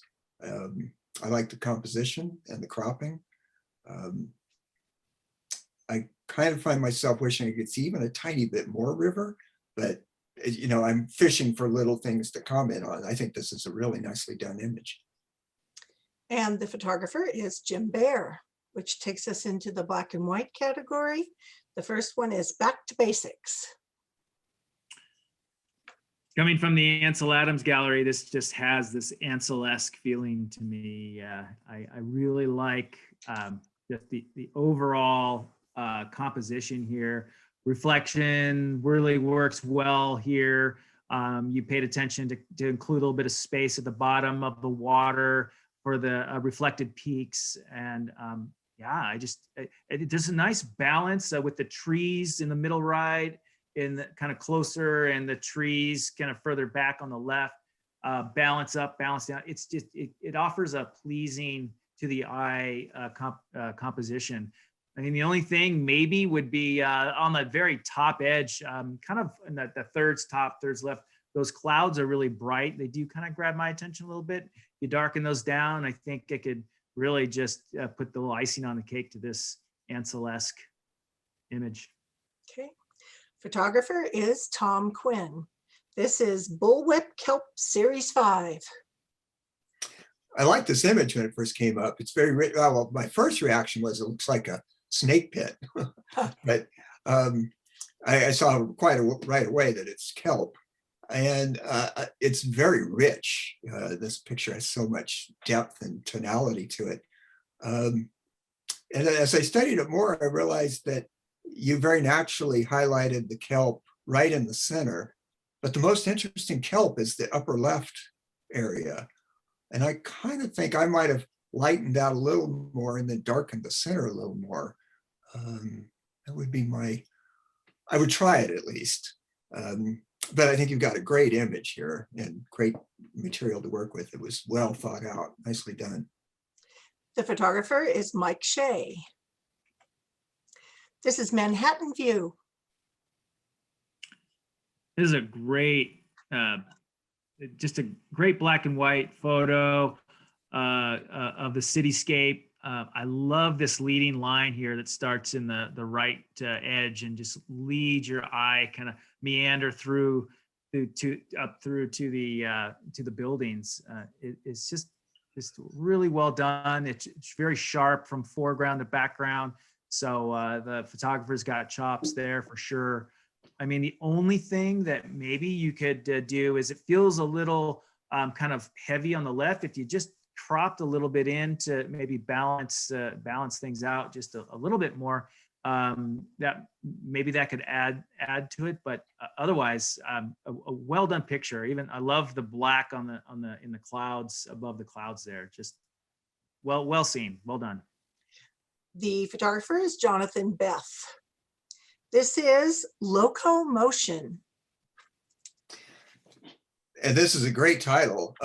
It supports what I was already thinking about the picture. This is such a stunning picture of all the heavy and static and stationary steel, contrasting this delightful, playful, very much in motion child. And then the composition of it is really striking as well. And she's pretty centered, but that's what you want in this image. So I can see you thought the composition out and the cropping out very carefully and succeeded in that. And it looks good in black and white. And ended up being a very successful picture. Nicely done. The photographer is Daniel Chaplin. This is Death Valley Dune.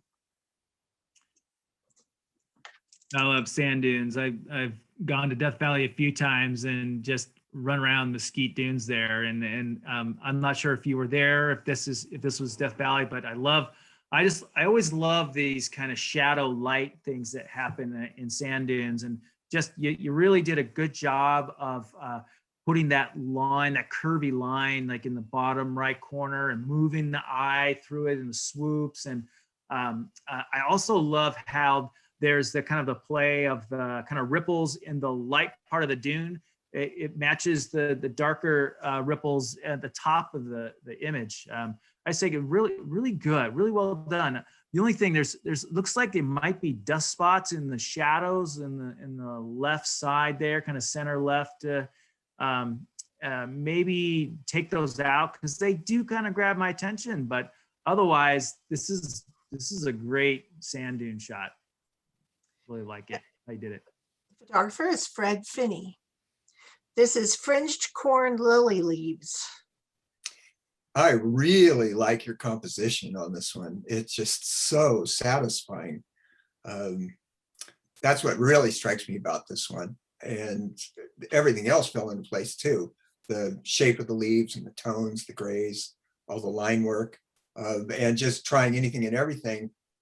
It also, I think, holds together as an image with a portion of the right side of the image cropped off, but I wouldn't do it. I like the cropping you've got. It's just so satisfying. Nice. The photographer is Eric Engels. And this one is What Your Soul Sings. This is another one of those images that have this mystic quality that have been in my images tonight. And there's just something like otherworldly, that feeling that I get with this, the lights that emanating from inside the skull. I don't know how you did that. Maybe you put a light in there, but however you did that, the treatment of black and white, I think, is perfect for this.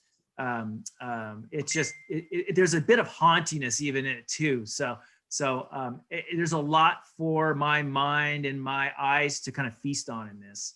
I think the only thing is that the left edge, this thing feels a little right-sided heavy. If you just cropped maybe to the bottom of the horn, maybe, or just a little bit more in there, maybe that would help. But I mean, that's small. It's great image. Love it.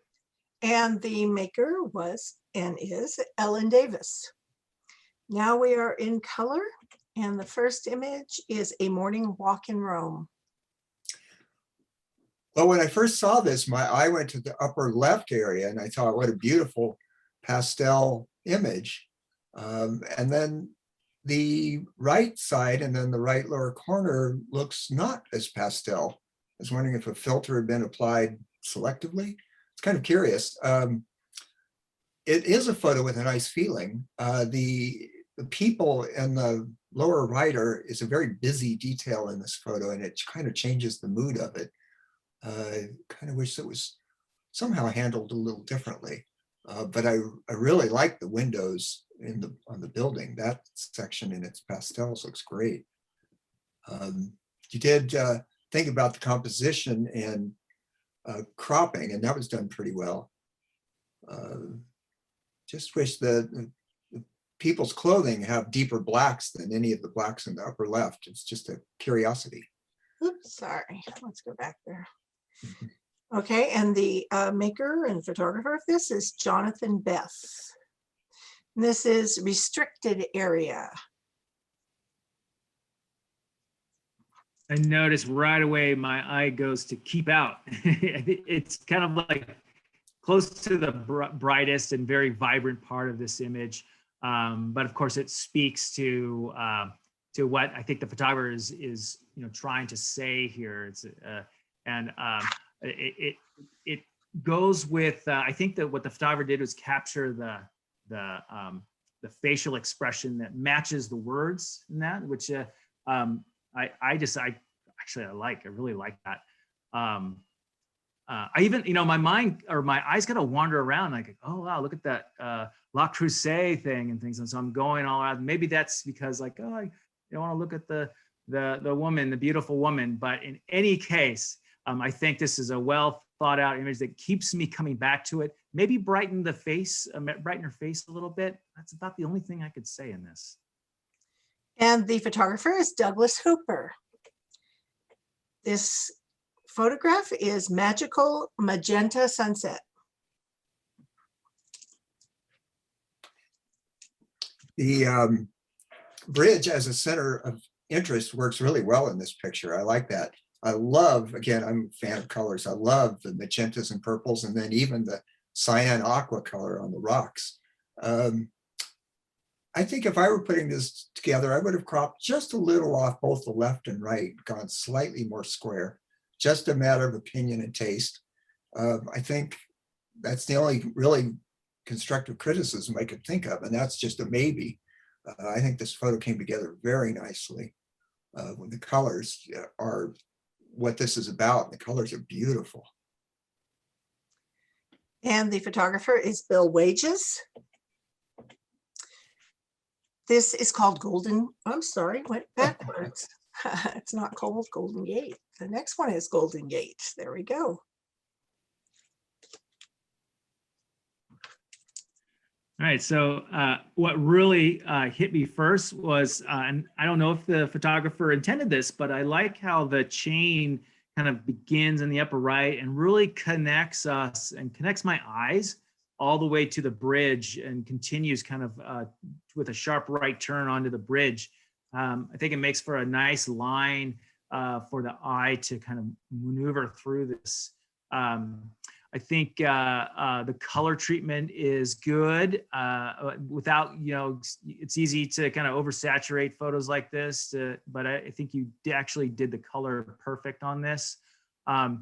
I'm wondering, it looks like maybe you focused on the close chain link there, and it does look a little out of focus as you move kind of toward the back there. So, maybe you wanted to maybe find a different focus point, different aperture, not sure, but, and maybe crop a little bit of that sky out, but otherwise, it really is all about that beautiful line.